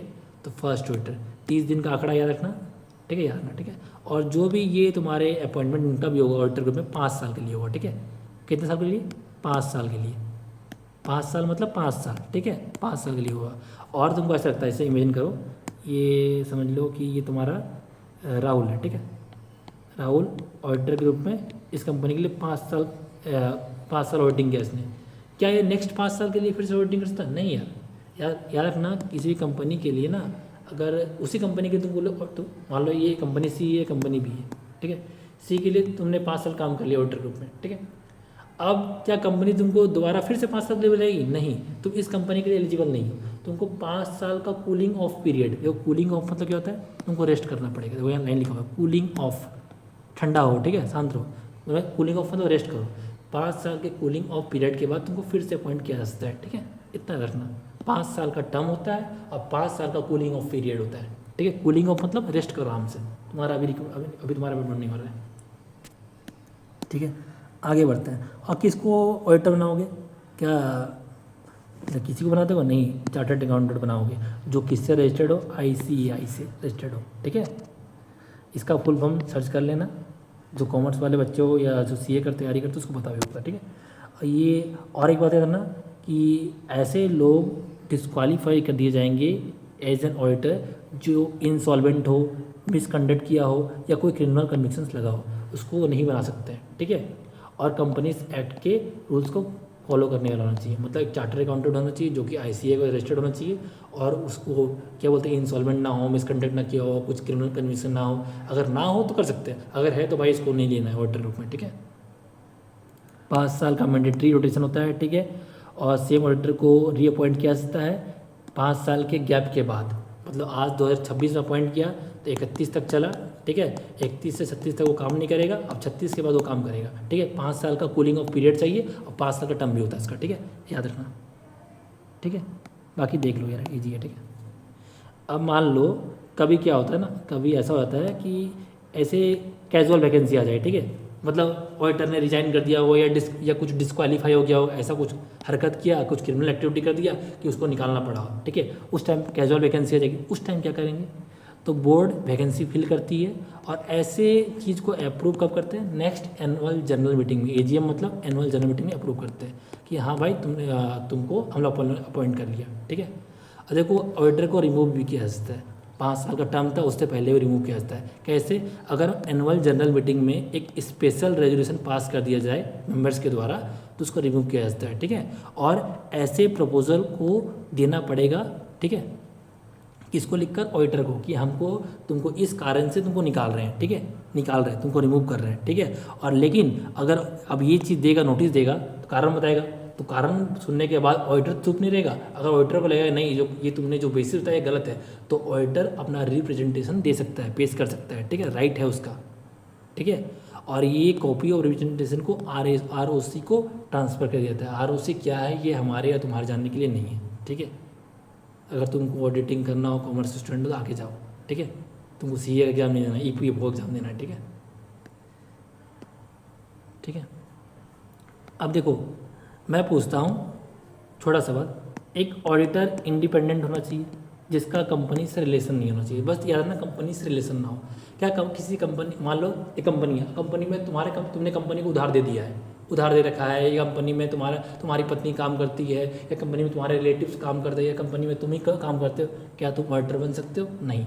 तो डिस्क्वालिफिकेशन के ग्राउंड्स क्या क्या हैं कि उसका कोई पार्टनर, उसका कुछ फाइनेंशियल इंटरेस्ट हो, कोई रिलेटिव काम कर रहा हो, कुछ क्या बोलते हैं उसका, वो ICAI का, मैम देखो मतलब ICAI जो कॉमर्स के स्टूडेंट्स होते हैं रजिस्टर्ड होते हैं, ठीक है, मतलब CA के स्टूडेंट्स, ठीक है, CA वाले, उसके मान लो रजिस्टर्ड ना हो, मेंबर ना हो, ठीक है, और भी कोई क्राइटेरिया हो तो उसके हिसाब से वो डिस्क्वालीफाइड है। मतलब याद रखना कि सीधा बात है, कंपनी से रिलेशन नहीं होना चाहिए। अगर तुम ऑडिटर बन रहे हो तो कंपनी से तुम्हारा रिलेशन नहीं होना चाहिए, चाहे किसी हिसाब से भी हो। तुम्हारी पत्नी काम करी, तुम्हारे रिलेटिव काम करे, तुमने कुछ उधार दिया है, या तुम उससे शेयर होल्डर हो, या कुछ भी, ठीक है, तुम्हारा ऐसा नहीं होना चाहिए, या तो फिर तुम डिस्क्वालीफाइड बन जाओगे, ठीक है। चलो अब देखो यहाँ थोड़ा सा ऊपर जाओ, ठीक है। यहाँ पर अगर तुमको लगे, ठीक है, तो ये एक छोटा सा डिफरेंस चार्ट है, देख सकते हो। स्टैच्यूटरी ऑडिट मतलब क्या होता है, जो कंपनीज एक्ट के तहत या किसी लॉज के अकॉर्डिंग ऑडिट किए जा रहे हैं, जो कि मैंडेटरी नेचर के होते हैं, उसको स्टैच्यूटरी ऑडिट बोलते हैं।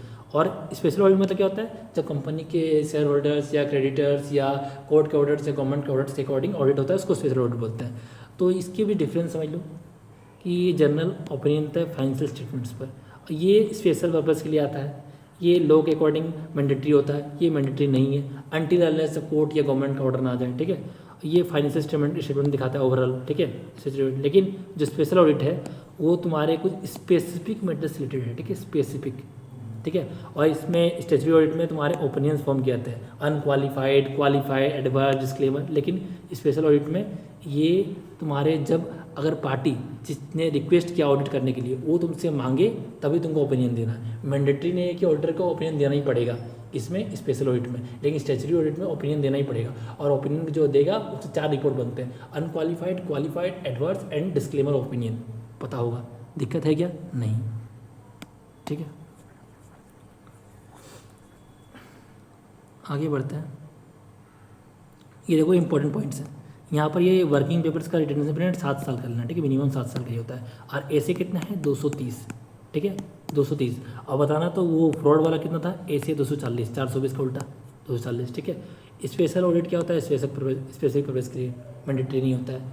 फिर ऑडिटर अपॉइंट को कब किसके द्वारा किया जाता है, एजीएम में, एनुअल जनरल मीटिंग में मेंबर्स ही करते हैं। 5 साल का पीरियड होता है, रोटेशन रिक्वायर्ड होता है, 5 साल का कूलिंग पीरियड होता है, ठीक है। स्पेशल रेजोल्यूशन के थ्रू हटा सकते हैं, रिमूवल कर सकते हैं, डिस्क्वालीफाई करते हैं हम लोग। और उससे ग्राउंड्स भी देख लिए कि रिलेटिव नहीं होना चाहिए, तुम उसमें तुम्हारा खुद इंटरेस्ट नहीं होना चाहिए, तुमने कोई उधार ना दिया हो, तुम ICI के मेंबर अब ना रहो, नहीं रहते हो तो तुमको डिस्क्वालीफाई मानना चाहेगा, ठीक है। आगे बढ़ते हैं। बस देखो ये हमारा हो गया इतना, ठीक है। और आगे बढ़ते हैं, आगे भी पेज है यार, ठीक है। मतलब मैं दिखा देता हूँ क्या क्या बलों ने पढ़ा आराम से। देखो ऑडिटिंग वर्किंग पेपर्स देखा, ठीक है, स्पेशल ऑडिट देखा, ठीक है। उसके बाद अपॉइंटमेंट ऑडिटर देखा, फिर इसका डिस्क्वालिफिकेशन देखो, सॉरी डिस्क्वालिफिकेशंस देखें, ठीक है। और ये डिफरेंस चार्ट देख लिया, ठीक है। चलो हम थोड़ा आगे बढ़ते हैं, ठीक है। अब देखो क्या है, मैं इसमें ज़्यादा कुछ नहीं बोलूँगा, देखो बस तुमको ऊपर से तुमको पढ़ना है, ठीक है। ये मैनेजमेंट ऑडिट क्या होता है कि जो कंपनी में मैनेजरल फंक्शंस हो रहे हैं, ठीक है, इसमें फाइनेंशियल ट्रांजेक्शन जनरली इन्वॉल्व नहीं होते, ठीक है। जो मैनेजमेंट हो रहे हैं उसका ऑडिट करना होता है, ठीक है। और इसका क्या ट्राई करने करता है ये, इफिशिएंसी, देखो इफिशिएंसी, इफेक्टिवनेस और इकोनॉमी, 3 को इंश्योर करने का ट्राई करता है। इसके इंपॉर्टेंट फैक्ट्स तुम पढ़ लेना, बहुत ईजी है, ठीक है। मैनेजमेंट का ऑडिट पता क्यों करता है, देखो ये मैंडेटरी तो नहीं है, लेकिन क्यों करता है, कंपनी फ्यूचर में सही से रन कर सके। अगर तुमको प्रेजेंट टाइम में रिस्क मालूम पड़ जाए, तुम्हारे एरर्स मालूम पड़ जाए, गलतियाँ मालूम पड़ जाए, तो तुम्हारा क्या होगा, कंपनी सही से परफॉर्म करेगा। इसलिए एक लाइन में क्या करूँगा यहाँ पर तुमको हाईलाइट कर दूंगा, ठीक है। वो हाईलाइट करने वाला पॉइंट ये है, देखो sorry, it is continuous and forward looking process, forward looking, ठीक है, आगे देखने के लिए, फ्यूचर की बात कर रहा हूँ, ठीक है।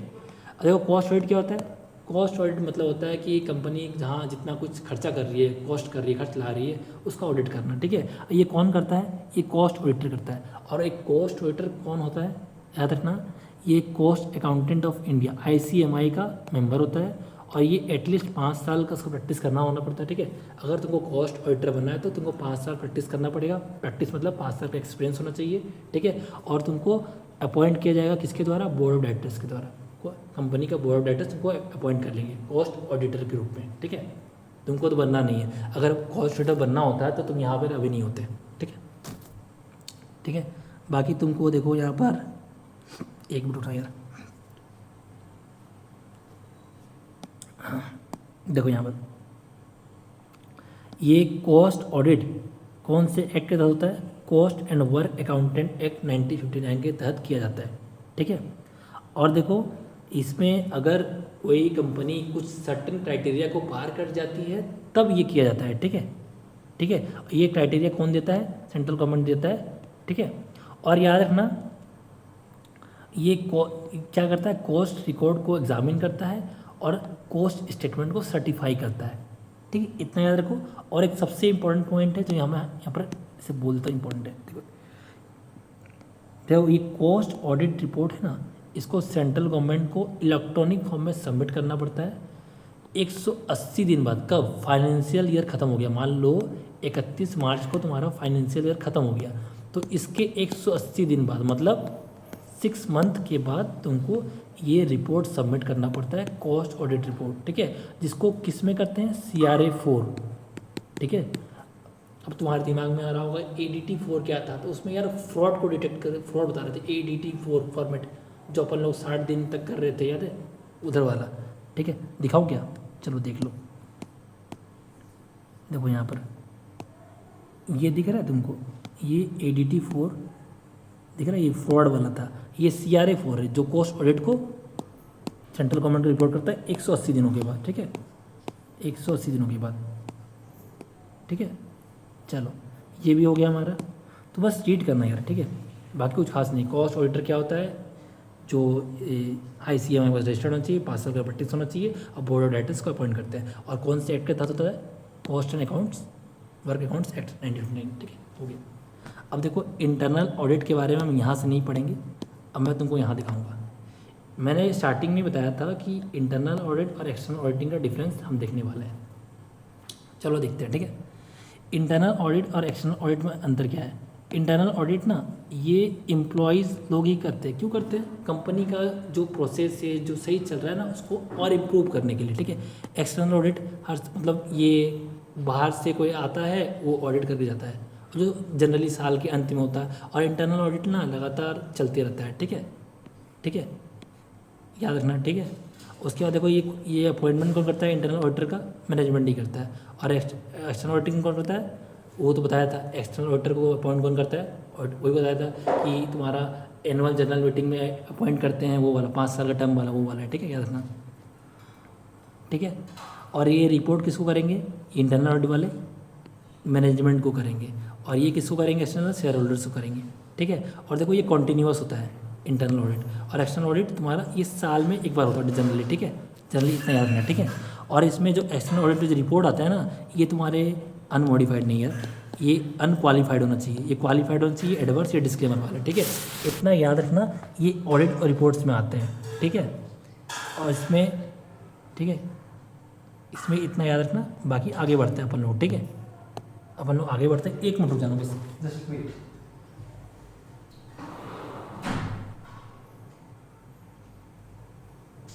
जस्ट वेट, मैं आ गया, ठीक है। तो ये इंटरनल ऑडिट और एक्सटर्नल ऑडिट का डिफरेंस तुम समझ चुके होगे। अब थोड़ा आगे बढ़ेंगे और इसको बढ़ाते जाएंगे, ठीक है। अब टैक्स ऑडिट क्या होता है। अब देखो यार, कंपनी कुछ काम कर रही है, मुनाफा कमा रही है, मुनाफा कमा रही है तो टैक्स भरना पड़ेगा। तो टैक्स लॉस को कंप्लाई करके चल रहा है कि नहीं चल रहा है, इसके लिए ऑडिट उठाया जाता है और टैक्स ऑडिट किया जाता है, ठीक है। तो याद रखना, देखो यहाँ पर लिखा हुआ है, मैं आगे बढ़ाता हूँ कि टैक्स ऑडिट, देखो टैक्स कंपनी है तो बिजनेस वाले फॉर बिजनेस, ठीक है, बिजनेस वाले अपना टैक्स ऑडिट करवाते हैं। एक बात याद रखना कि अगर किसी कंपनी का टर्नओवर, सेल या ग्रॉस रिसीव्ड 1 करोड़ से ज़्यादा का है, ठीक है, 1 करोड़ तक है, ठीक है, ज़्यादा का है, तो उसको टैक्स ऑडिट कराना पड़ता है, ठीक है, टैक्स ऑडिट कराना पड़ता है 1 करोड़ से ज़्यादा का, ठीक है। अब समझो और एक केस है, समझो, देखो ये कंपनी है, इसका अगर sales, turnover, gross receipt 1 crore से ज़्यादा का है तो अपन लोग क्या करते हैं, इसका टैक्स ऑडिट करते हैं। लेकिन और एक केस है, मान लो 10 करोड़ का कंपनी का टर्नओवर या कुछ हो रहा है, ठीक है, और उसमें क्या हो ना 5% कैश रिसिप्ट हो या 5% कैश पेमेंट हो, ठीक है। अगर ये भी हो जाए, मतलब अगर 5% मतलब 10 करोड़ का ट्रांजेक्शन से हो गया, ठीक है, और उसमें दिख रहा है कि 5%, मतलब देखो हर चीज़ का जो ट्रांजेक्शन होता है वो इलेक्ट्रॉनिक मीडियम के थ्रू भेजता है और कैश देकर भेजता है। अगर उससे बोल रहा है कि 5% का तुम्हारा मन है, 10 करोड़ का 5% कितना होता है, इमेजिन करो कितना होता है 5%, 50 लाख, ठीक है। अगर वो क्या बोलते हैं तुम्हारे, वो क्या होता है तुम्हारा कैश में आता है या कैश रिसिप्ट करते हो, तब तुम्हारा उसमें टैक्स ऑडिट होता है, ठीक है। और इतना ज़्यादा कुछ यार जरूरत नहीं है, बस इतना देना, टैक्स ऑडिट का फॉर्म नंबर 3CA, देखो सॉरी 3CA, 3CB, 3CD, देखो CA, CB, CD इस फॉर्मेट में फर्निश किया जाता है, ठीक है, ITR भरते समय, ठीक है, बिजनेस के लिए, ठीक है, बिजनेस के लिए। और याद रखते हो कि कौन से जो टैक्स ऑडिट होता है किस एक्ट के थ्रू बाइंडेड होता है, किसके थ्रू चलता है, तो इनकम टैक्स एक्ट, ठीक है, इनकम टैक्स एक्ट होता है। सेक्शन कौन सा है, 44AB, ठीक है, 44AB की तहत होता है, ये बिजनेस वालों के लिए, ठीक है, बिजनेस वालों के लिए। और प्रोफेशनल्स के लिए क्या होता है कि अगर मान लो कोई CA है, देखो अगर कोई मेडिकल प्रैक्टिशनर है, कोई लीगल प्रैक्टिशनर है, कोई इंजीनियर है, कोई टेक्निकल कंसल्टेंट है, ठीक है, कोई CA है, जो भी है, ठीक है, CA है, अगर उसका ग्रॉस रिसिप्ट 50 लाख के ऊपर ज़्यादा है तब उसको टैक्स ऑडिट करवाना पड़ता है, ठीक है। और 50 लाख से कम है तो टैक्स ऑडिट की रिक्वायरी नहीं है, तो टैक्स ऑडिट ज़्यादा टेंशन मत लो। टैक्स ऑडिट कर समझो कि अगर तुमने कुछ कमाया है तुमको दिखाना पड़ेगा, तुमको टैक्स पे करना पड़ेगा, उस टैक्स कितना पे किया है, तुमने रूल्स कंप्लाई किए कि नहीं किए, इसके लिए जो ऑडिट होगा वो टैक्स ऑडिट होता है। और याद ना, बिजनेस के लिए अलग है और तुम्हारे प्रोफेशनल्स के लिए अलग है। बिजनेस के लिए तुम्हारा इनकम टैक्स एक्ट का सेक्शन 44AB है, जिसमें हम लोग 3CA 3CB 3CD फॉर्म में क्या करते हैं, हम लोग ITR फर्निश करते हैं, ठीक है। और इसमें होना चाहिए कि टोटल सेल्स या ग्रॉस रिसिप्ट या तुम्हारा क्या बोलते टर्नओवर 1 करोड़ से ज़्यादा का है तब करना पड़ता है। अगर 10 करोड़ है, जैसे 5% कैश रिसिप्ट है या 5% कैश पेमेंट है, तब तुमको करना पड़ेगा टैक्स ऑडिट, ठीक है। और प्रोफेशनल्स के लिए 50 लाख है, अगर रिसिप्ट पार कर जा रहा है ऊपर, ठीक है, तब उस टैक्स ऑडिट होगा। 50 लाख से नीचे तो टैक्स ऑडिट नहीं होगा, ठीक है। आज देखो, अगर दिक्कत है इसके लिए मैं MCQ डालूंगा तो रिवीजन हो जाएगा अच्छे से, ठीक है। बहुत ईजी होता है टैक्स ऑडिट, ठीक है। आगे बढ़ते हैं। शायद ये लास्ट पेज है हमारा, ठीक है। हाँ, लास्ट पेज है। लास्ट पेज में मैं आराम से बताऊंगा, ठीक है, आराम से बताऊंगा, हो जाएगा तुरंत, ठीक है। देखो तो थोड़ा सा मैं ओवरव्यू दूँ क्या? हाँ, दे देता हूँ। नहीं, अभी नहीं, लास्ट में एक बार दूँगा, ठीक है। सब हो जाने दो। देखो, मैंने मैक्सिमम ट्राई किया कि अच्छे से हो जाए, ठीक है। ऑडिट एविडेंस क्या है? एविडेंस मतलब क्या होता है? तुम्हारे पास सबूत क्या है, ठीक है, सबूत क्या है, ठीक है। तो याद रखना कि ऑडिटर जो भी कंक्लूजन या ओपिनियन ड्रॉ करता है वो कुछ एविडेंस पर ही करता है। तो एविडेंस कहाँ से ला रहा होता है? देखो, उसके एविडेंस के सोर्स क्या है, पहले ये देख लो वैसे, ठीक है। कुछ इंटरनल सोर्सेज होते हैं, कुछ एक्सटर्नल सोर्सेज होते हैं। इंटरनल एक्सटर्नल मतलब जो कंपनी प्रोवाइड कर रही है। अगर कंपनी ऑडिट करने के लिए बुला रही है और कंपनी प्रोवाइड कर रही है तो कंपनी के लिए वो सोर्स कैसा है? इंटरनल सोर्स है, ठीक है। और कोई सोर्स ऑडिटर को बाहर से मिल रहा है तो दैट इज एक्सटर्नल सोर्स, ठीक है। कंपनी इसके क्या प्रोवाइड कर रही है? देखो क्या प्रोवाइड कर रही है? Accounting records, books of account, minutes, management का रिप्रेजेंटेशन, ठीक। मैनेजमेंट का रिप्रेजेंटेशन मतलब मान लो कुछ ऐसा डिसीजन लिया गया था जिसके बारे में ऑडिटर को पता नहीं है, पता तो रहेगा नहीं, तो जो मैनेजमेंट उस बात की जानकारी ऑडिटर को देता है वो मैनेजमेंट रिप्रेजेंटेशन है। तो मैनेजमेंट रिप्रेजेंटेशन हो गया या इंटरनल रिकॉर्ड हो गया या अकाउंटिंग का रिकॉर्ड हो गया, वो सब इंटरनल सोर्स है। और एक्सटर्नल सोर्स क्या है? अगर कंपनी का क्या ट्रांजेक्शन नहीं होता बैंक से, तो बैंक का स्टेटमेंट हो गया, ठीक है। फिर लीगल डॉक्यूमेंट हो गया, फिर कॉन्ट्रैक्ट के पेपर हो गए, फिजिकल तुमने खुद जाकर इंस्पेक्शन कर लिया, ठीक है। एक्सपर्ट का रिपोर्ट हो गया, फिर कन्फर्मेशंस हो गया, ठीक है। ये सब एक्सटर्नल सोर्स है। तुमसे एक सवाल है, एक ऑडिटर के लिए सबसे इम्पोर्टेंट क्या है? एक्सटर्नल सोर्स या इंटरनल सोर्स? 2 मिनट, 2 नहीं, 10 सेकंड का पॉज लो और सोचो। इंटरनल सोर्स के बेसिस पर क्या ऑडिटिंग सही से हो सकती है, मैंने एकदम fair and true and fair view, या एक्सटर्नल के हिसाब से सबसे ज़्यादा रिलायबल कौन सा है? तो सबसे ज़्यादा रिलायबल एक्सटर्नल है, क्योंकि बैंक का स्टेटमेंट, उसमें कोई तुम नेक्सस नहीं कर पाओगे, ठीक है। एक्सपर्ट का ओपिनियन, ठीक है, लीगल डॉक्यूमेंट, ठीक है, फिजिकल इंस्पेक्शन, ये तो थोड़ा रिलायबल है, ठीक है। तो एक बात याद रखना कि तुम्हारा सबसे ज़्यादा प्रायोरिटी किस दिया जाएगा? एक्सटर्नल सोर्स का। तो मैं प्रायोरिटी थोड़ा याद करवा देता हूँ, ठीक है। यहाँ पर थोड़ा सा देखो, जब भी ऑडिट का एविडेंस का हायरार्की पूछा जाए, सबसे रिलायबल कौन है? तो बोलना एक्सटर्नल कन्फर्मेशन, फिर बोलना फिजिकल एग्जामिनेशन, फिर बोलना डॉक्यूमेंट्स, फिर बोलना मैनेजमेंट का रिप्रेजेंटेशन। मैनेजमेंट का रिप्रेजेंटेशन कैसा है? एक्सटर्नल या इंटरनल? एक्सटर्नल नहीं है, इंटरनल है। उसने कंपनी ने खुद ने दिया है रिप्रेजेंटेशन, ठीक है। एनालिटिकल प्रोसीजर इंक्वायरी, ठीक है। तो देखो, इस सीक्वेंस को याद करने का तरीका मैंने बनाया है, ठीक है। मान लो एक छोटा बच्चा है, इसका एक दोस्त है, ठीक है, ये इसकी माँ है, ठीक है, इसकी माँ है। तो मैंने बोला कि EPDMAI, वो अपनी माँ को बोलता है ये लड़का मेरा पर्सनल दोस्त है। पी से पर्सनल दोस्त है, माई मतलब माँ, ठीक है। तो से कैसे याद करेंगे? तो देखो EPD माई, देखो EPD माई लिखो, याद करो। तो से एक्सटर्नल कन्फर्मेशन, P से तुम्हारा फिजिकल एग्जामिनेशन, D से डॉक्यूमेंटेशन, M से मैनेजमेंट रिप्रेजेंटेशन, A से एनालिटिकल प्रोसीजर, I से इंक्वायरी। बस EPD माई याद रखो, EPD माई। अगर तुमको याद है तो तुमको ये याद रहेगा। एग्जाम में पूछ सकते हैं, डायरेक्ट पूछ देंगे कि बताओ कौन सा रिलायबल है, कौन सा सीक्वेंस बता दो, ठीक है। तो तुम बता सकते हो, ठीक है।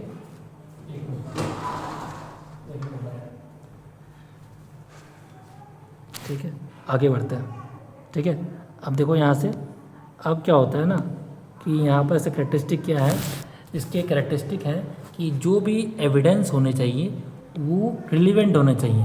मैंने लॉजिकल कनेक्शन होना चाहिए। और एविडेंस दिखा रहे हो कि लो यार इसने कंपनी का कुछ गोलमाल हुआ था तो सिक्योरिटी गार्ड ने कुछ दिखा था, वो ऐसा नहीं यार, रिलीवेंट होना चाहिए, रिलायबल होना चाहिए, ठीक है, कोई इसे विश्वास कर सके, सफिशिएंट होना चाहिए, अप्रोप्रिएट। देखो 2 वर्ड पर यूपीएससी ने क्वेश्चन पूछा है। सफिशिएंट मतलब ना, जब भी सफिशिएंसी की बात की जाए तो वो ना क्वांटिटी की बात कर रहा है, ठीक है, क्वांटिटी की। और जब भी अप्रोप्रिएट की बात की जाए तो क्वालिटी की बात कर रहा है। तो अगर बोला जाए कि एविडेंस सफिशिएंट है, बोलने का मतलब क्या है कि number of evidences are enough, number of evidences enough मतलब सफिशिएंट है। और बोला जाए अप्रोप्रिएट है तो बोला quality of evidence is enough for auditing, ठीक है। अप्रोप्रिएट मतलब क्वालिटी, ठीक है, और सफिशिएंसी मतलब नंबर। इतना याद रखना, एविडेंस सबूत, ठीक है। आगे बढ़ते हैं, ठीक है। अब देखो यहाँ पर टाइप्स तो लिखा हुआ, तुमने देख भी लिया, ठीक है। ई पी डी माई नहीं भूलेगा कोई, ई पी डी माई, ई से ये लड़का पर्सनल दोस्त है मेरा माई, ठीक है। तो ई से एक्सटर्नल वाला, physical, documentation, managerial, analyst, analytical वाला, इंक्वायरी वाला, ये सीक्वेंस नहीं भूलना है। आगे बढ़ते हैं, ठीक है, आगे बढ़ते हैं और देखते हैं। सॉरी, देखो ऑडिट प्लानिंग क्या होता है। प्लानिंग मतलब क्या है, मतलब कि हम लोगों ने जैसे बोलते हैं ना कि ईपीएफओ का एग्ज़ाम हमको क्लियर करना है, 80 वैकेंसी आई है, अपने को निपटाना है, ठीक है, अब क्रैक करना ही है। तो तुम्हें प्लानिंग बनाओगे कि इस तरह से इस टाइम पर ये करेंगे, वो करेंगे, ये रिसोर्सेज फॉलो करेंगे, वो प्लानिंग है। तो ऑडिट करने से पहले ऑडिट की प्लानिंग भी की जाती है, ठीक है। तो यहाँ पर लाइन लिखा हुआ पढ़ो, audit planning is the process of defining the audit strategy. हमारा स्ट्रेटेजी क्या रहेगा हमारा, और ठीक है, उसी को बोलेंगे ऑडिट प्लान। इसका ऑब्जेक्टिव क्या है कि ऑडिट कैसे इफेक्टिवली रन होगा, ठीक है, किस तरह इंपॉर्टेंट चीज़ों को ध्यान दे पाएंगे, कौन सा इंपॉर्टेंट सब्जेक्ट है जहाँ से पढ़ने से ज़्यादा मार्क्स आएंगे, वही बात है, ठीक है। फिर कौन से डायरेक्शन पढ़ने, कितने मॉक टेस्ट लगाने से, किस तरह से PYQ लगाने से होगा, वही बात है कि किस तरह से ऑर्गेनाइजेशन किस डायरेक्शन में चलेगा, ठीक है, और किस तरह से हमारा सिलेबस कंप्लीट होगा, किस तरह से ऑडिट हमारा टाइमली कंप्लीट होगा। ये ऑब्जेक्टिव होता है ऑडिट प्लानिंग का। अब देखो एक छोटा वर्ड होता है, इसमें मेंशन नहीं है, मैं लिखता हूँ ऑडिट प्रोग्राम, ठीक है, प्रोग्राम वर्ड होता है। तो ऑडिट प्रोग्राम और ऑडिट प्लानिंग में अंतर क्या है, तो प्रोग्राम ना एक नैरो टर्म है, नैरो मतलब इसमें क्या हम लोग प्रोसीजर्स फॉलो करेंगे, ये प्रोसीजर्स को दिखाता है, ठीक है, क्या प्रोसीजर्स को, क्या किन तरीकों को फॉलो करेंगे। और ऑडिट प्लानिंग बड़ा टर्म है कि क्या प्रोसीजर फॉलो करेंगे, कैसे करेंगे, कब करेंगे, क्या एक्सपर्ट्स को लेकर आएंगे, किन को लेकर आना है, ये सब ऑडिट प्लानिंग बताते हैं, ठीक है। तो ये याद रखना, ऑडिट प्लानिंग एक बड़ा टर्म है, ब्रॉडर टर्म है, और audit programming is smaller term जो किससे रिलेटेड है, प्रोसीजर से रिलेटेड है, ठीक है। चलो अब जस्ट तुमको ये रीड कर लेना है, ठीक है, ठीक है। अब देखो स्टेप्स क्या होते हैं, स्टेप्स रीड कर लेना, काम खत्म, ठीक है। हम अब प्लानिंग देखो, मैं तुमसे पूछता हूँ, तुमको EPFO का एग्ज़ाम देना है, EPFO का एग्ज़ाम देना है तो तुमको पता होना चाहिए कि EPFO कितना नंबर का परीक्षा लेता है, 300 नंबर लेता है, कितने क्वेश्चन आते हैं, 120 आते हैं, नेगेटिव मार्किंग क्या है तुम्हारा, उसको 1/3 है, ठीक है। ये तुमको पता होना चाहिए, ये तो पता रहेगा, मतलब तुमको उस एग्ज़ाम का एनवायरनमेंट पता होना चाहिए। अगर एनवायरनमेंट पता है तभी तुम प्लानिंग कर पाओगे। तो वही बात है कि एंटिटी का एनवायरनमेंट तुमको पता होना चाहिए। फिर तुमको ये पता होना चाहिए कि यहाँ पर जो EPFO एग्ज़ाम है या कंप्यूटर के क्वेश्चन आते हैं, प्योर साइंस के क्वेश्चन आते हैं, तो ये रिस्क एरिया है, तो तुमको रिस्क पता होना चाहिए, कहाँ कहाँ रिस्क हो सकता है, ठीक है। और किस तरह से तुमको कवर करना है उन चीज़ों को, उसका तुमको पता होना चाहिए, ठीक है। और किस तरह से फिर तुम क्या बोलते हैं, तुम क्या क्या लगा सकते स्ट्रैटेजी, किस टाइम पर क्या परफॉर्म करोगे, ये तुमको पता होना चाहिए, ठीक है। वही लिखा हुआ यार, बस इसको रियल लाइफ से कनेक्ट करो, समझ जाओ। प्लानिंग, ठीक है, प्लानिंग है, एविडेंस है, समझ गए। देखो कि रिस्क होता है, ऑडिट रिस्क। ऑडिट देखो मैं रीड क्यों नहीं कर रहा हूँ, क्योंकि रीड करने से समझ ज़्यादा नहीं आता है, ज़्यादा बोलो, ज़्यादा समझाने में फोकस करो, ठीक है। ऑडिट रिस्क क्या होता है, देखो क्या होता है। अब मुझे पहले बताना, क्या ये ज़रूरी है कि जो कंपनी डॉक्यूमेंट्स प्रोवाइड करेगी, जो रिप्रेजेंटेशन प्रोवाइड करेगी, वो सही होगा? नहीं, ऑब्वियसली सही नहीं होगा, ठीक है। ज़रूरी नहीं, मतलब ऑब्वियसली हमेशा गारंटी नहीं कि सही ही होगा, ठीक है। तो क्या उस वजह से ऑडिटर अपना रिपोर्ट गलत दे सकता है, उस रिस्क की वजह से, जो कंपनी ने गलत डॉक्यूमेंटेशन दिए, रिप्रेजेंटेशन गलत दिया, क्या रिस्क हो रहा है? हाँ, रिस्क हो रहा है। तो क्या ऑडिटर सही रिपोर्ट दे पाएगा? शायद नहीं दे पाए, ठीक है, तो ये रिस्क हो रहा है। तो ये इनहेरेंट रिस्क है, ठीक है। क्या कि जो अगर मान लो मिस स्टेटमेंट दिया जाए जिससे कि तुम्हारा कुछ गलती हो जाए, हो सकता है। अब एक कंट्रोल रिस्क होता है, ठीक है। कंट्रोल रिस्क का मतलब क्या होता है, ठीक है, कंट्रोल रिस्क का मतलब क्या होता है कि तुम कंट्रोल ना कर पाओ, ठीक है, मतलब जो इंटरनल कंट्रोल की वजह से, ठीक है, जो रिस्क आ रहे हैं, कंट्रोल रिस्क, ठीक है, इंटरनल कंट्रोल पड़ा था वहाँ पर, ओवर रिस्क, ठीक है, कंट्रोल रिस्क आ जाए, ठीक है। और एक होता है डिटेक्शन रिस्क। अगर मान लो कि ऑडिटर भी तो इंसान है यार, तो ऑडिटर क्या सारे मिस्टेक्स को, सारे रिस्क को आइडेंटिफाई कर पाता है? फ्रॉड नहीं कर पाता है। तो उससे जो रिस्क आ रहा है तो वो भी तो तुम्हारा रिस्क है। वो कैसा रिस्क है? तुम डिटेक्ट नहीं कर पाया, तो डिटेक्शन रिस्क। तो कितने तरह के रिस्क हो गए? कितने तरह के रिस्क हुए पढ़ो तो। इनहेरेंट रिस्क, ठीक है, कंट्रोल रिस्क, डिटेक्शन रिस्क। अगर ये तीनों रिस्क को मल्टीप्लाई कर दो, मतलब CID, कंट्रोल रिस्क, क्या inherent risk, detection risk, CID को मल्टीप्लाई कर दो तो क्या बनेगा तुम्हारा? Audit risk. ये ओवरऑल क्या ऑडिट को नुकसान पहुंचा रहे हैं? हाँ, नुकसान पहुंचा रहे हैं। दैट्स वाई ऑडिट रिस्क को बोलेंगे CID। सी से मतलब क्या होता है? कंट्रोल रिस्क, आई से इनहेरेंट रिस्क, डी से डिटेक्शन रिस्क, ठीक है, इतना याद रखना। अगर तुमको ये पता है तो ऑडिट रिस्क हो गया कंप्लीट, ठीक है। देखो यहाँ पर लिखा हुआ है इनहेरेंट रिस्क और CR are assessed by the auditor.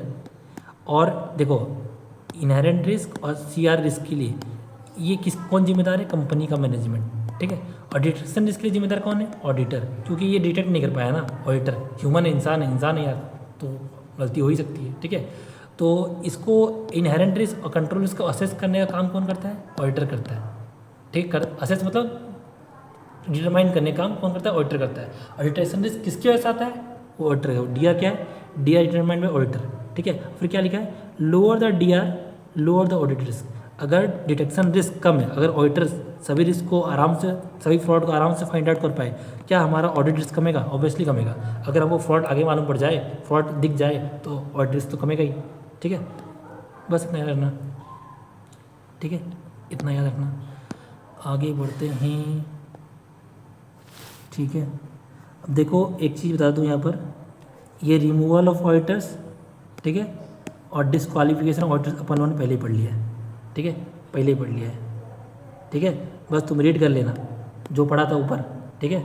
ऊपर पढ़ा था रिमूवल, डिस्क्वालिफिकेशन ऑडिटर्स, अपॉइंटमेंट, 5 साल का टर्न होता है, 5 साल कूलिंग पीरियड, वही सारा लिखा हुआ है, ठीक है, वही सारा है, पढ़ लेना, ठीक है। लास्ट में कुछ बच रहा है उसको देखते हैं।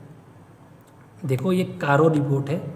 कारो रिपोर्ट कुछ नहीं है, ये ना 21 पैरामीटर्स 21 पैरामीटर्स देता है, जिसके बेसिस पर ना वो कंपनी का सारा रिपोर्ट बनता है, ऑडिट रिपोर्ट बनता है। कंपनी ऑडिटर्स रिपोर्ट ऑर्डर 2020 है, बस याद रखना। कंपनीज, इसका फुल फॉर्म याद रखना, कंपनीज ऑडिटर रिपोर्ट ऑर्डर 2020।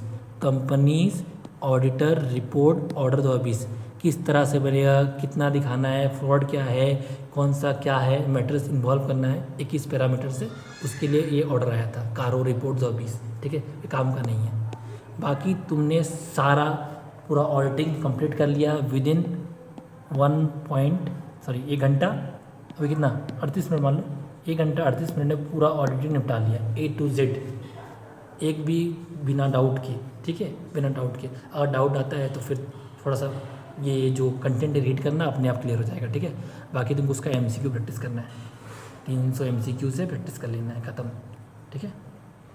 चलो मैं ऊपर से ओवरव्यू करवाता हूँ, मतलब दिखा देता हूँ क्या क्या पढ़ा अपन लोगों ने, बस खत्म, और दिमाग जाना चाहिए इसका ख़त्म। ये वीडियो ख़त्म होने, लास्ट वीडियो ख़त्म होने के बाद तुमको सेटिस्फेक्शन होना चाहिए एटलीस्ट कि मैंने पढ़ लिया।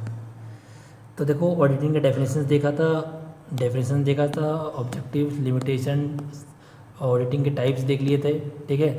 फिर देखो, फिर अपन लोग पढ़े थे इंटरनल कंट्रोल, वाउचिंग वगैरह देखा। फिर ऑडिट की रिपोर्ट दिखे, unqualified, qualified, adverse, disclaimer, opinion, ठीक है। फिर फ्रॉड रिपोर्टिंग देखा था, इरर फ्रॉड में अंतर देखा था। फिर फ्रॉड रिपोर्टिंग कब करते, 1 करोड़ से ज़्यादा, 1 करोड़ से कम वाले, ठीक है, फिर सारे देखा था। फिर अपन लोगों ने ऑडिटिंग वर्किंग पेपर देखा, स्पेशल ऑडिट देखा, अपॉइंटमेंट ऑडिटर देखा, ठीक है। उसके बाद देखो ये तुम लोग management audit, cost audit, internal audit, ये सब देखा। इसका डिफरेंस देखा इंटरनल एक्सटर्नल वाले में। फिर टैक्स ऑडिट को समझा कि एक बिजनेस के लिए होता है, एक प्रोफेशनल के लिए होता है। बिजनेस वाले भी 1 करोड़ से ज़्यादा, प्रोफेशनल के 50 लाख से कम, ठीक है, वो देखा था। फिर ऑडिट एविडेंस देखा, ऑडिट प्लानिंग देखा, ऑडिट रिस्क देखा। फिर ये तुम्हारा डिफरेंस तो तुम पहले देख चुके हो। कारो रिपोर्ट के बारे में थोड़ा सा देखा, ठीक है। ये सब पूरा हो गया, ख़त्म हमारा ये ऑडिटिंग। Thank you. चलो ख़त्म करते हैं इसको।